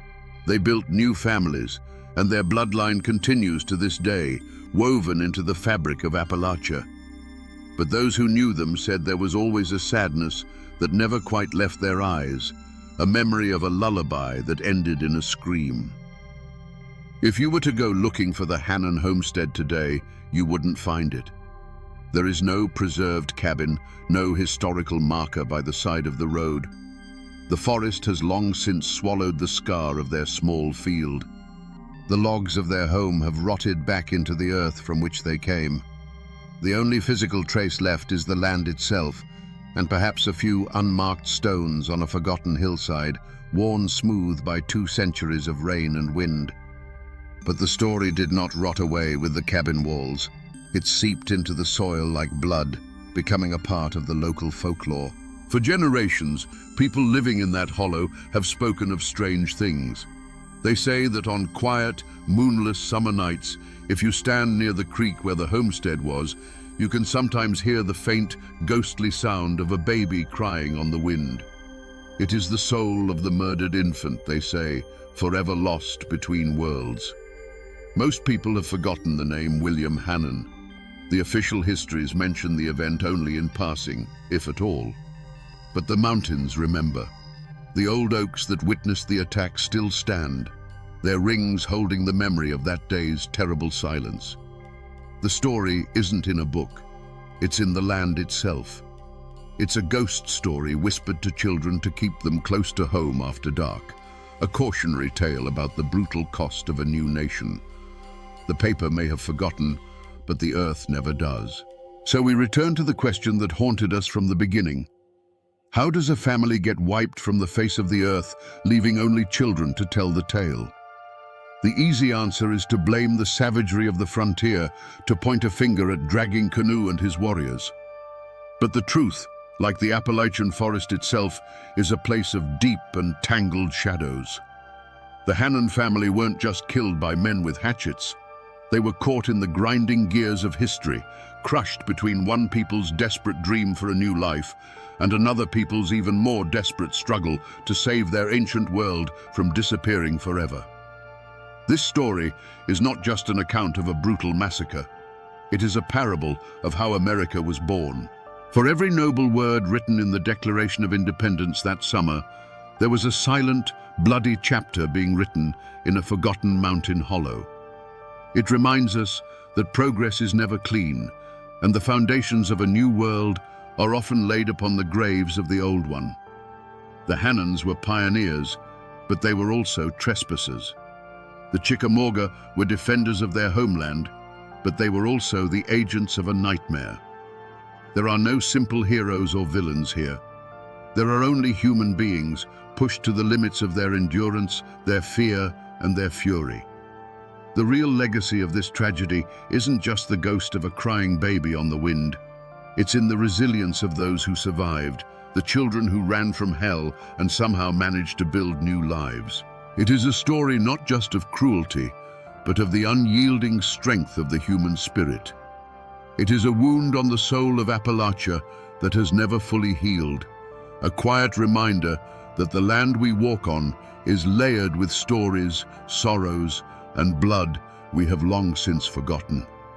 The mountains hold these memories, locked away in their silent, stony heart.